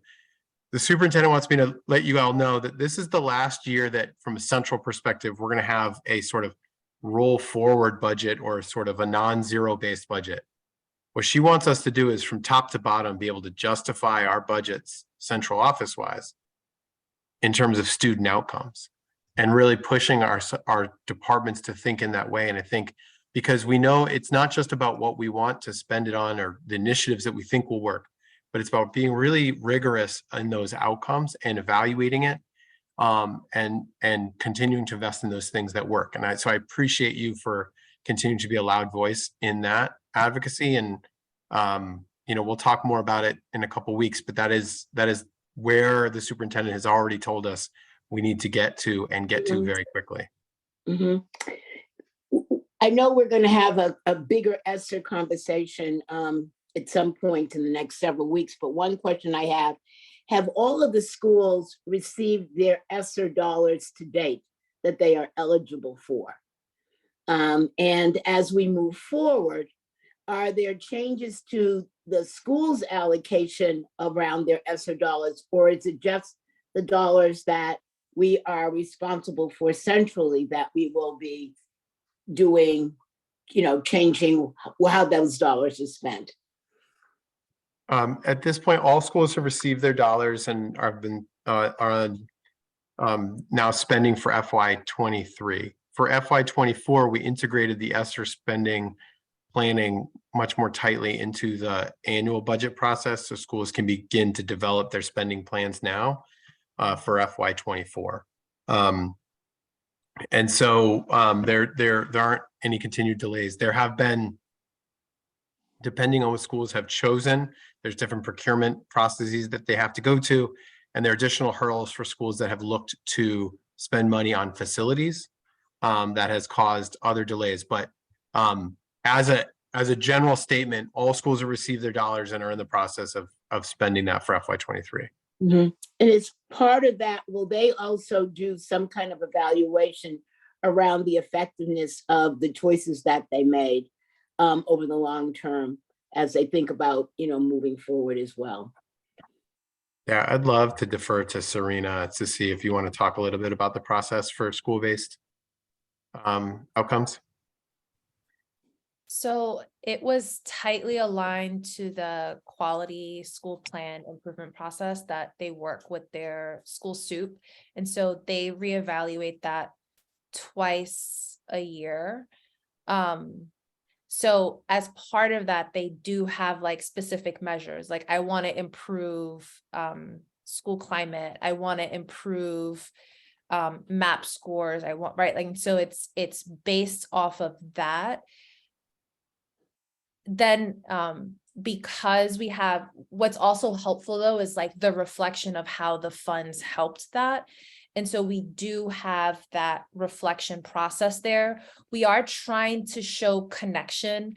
I'm thinking of my like research community of not wanting to say evaluation, but we are actually looking at the connections between the two, to be able to see like what outcomes and how did they spend their funds, how did they allocate their funds, et cetera. Okay. I think for school committee members, because I know that ESSER has been a big question for us over the last several years, it would be great to either have some, opportunity to meet with schools, but to see and to hear directly from them how that has worked. And as they're moving forward, what are the kinds of concerns that do they bring to this? Because that's a major set of investments that will be moving away over the next, the next year. But thank you. I have other questions too, but I want to get back to Dr. Alkins.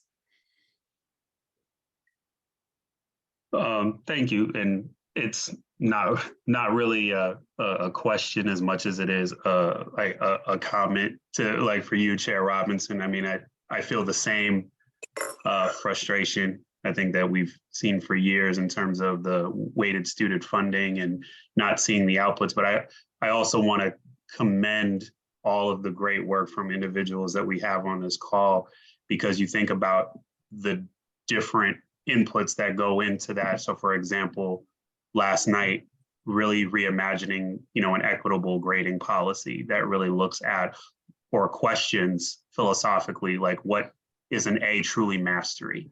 Is that uniform across the district? What does that mean for Black and Brown students and multilingual learners for disabilities? How will we be able to measure that and change that? As we're thinking about the better use of the racial equity planning tool in all of our decisions. So I do want to give credit where credit is due to the great people who are working diligently in the district, because it's hard to see the long game at times, but I really do believe that we know the factors that are outside of money kind of being thrown at an issue. And I think that also speaks to the conversation that I think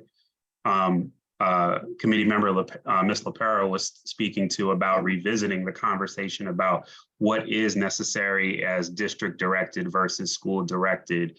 And for example, if we find that reading specialists thinking about MAP assessment scores specifically, should be thinking about multiple forms of assessment, but how is that playing into what we consider as just bare minimum of quality guarantee?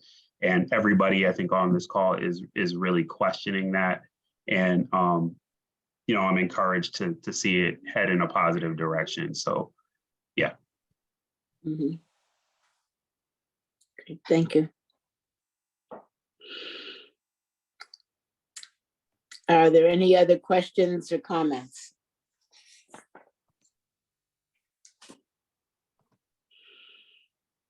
Okay.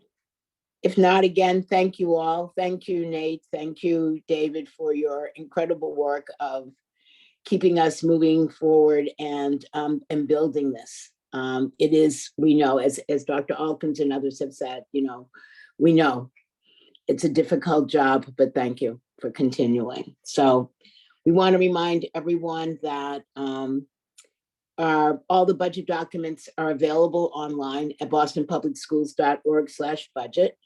And you can email your comments to budget@bostonpublicschools.org, as well as to the school committee.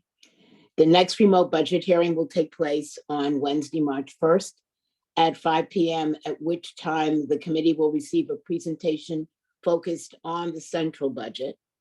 And our final remote budget hearing will take place on Wednesday, March 15th at 5 p.m. prior to the school committee. So if there's nothing further, I'll entertain a motion to adjourn. Is there a motion? So moved. Thank you. Is there a second? Second. Thank you. Is there any discussion or objection to the motion?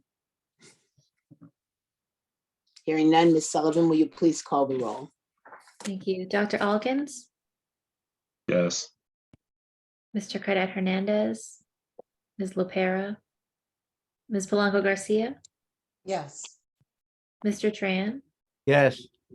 Mr. O'Neill, Yes, and thank you. Ms. Robinson. Yes, thank you. The hearing is adjourned. Good night and happy vacation week, everyone. Thank you. Awesome job, Nate. Awesome job, Dave. Thank you. David. Thank you all. Thank you Thank all. you.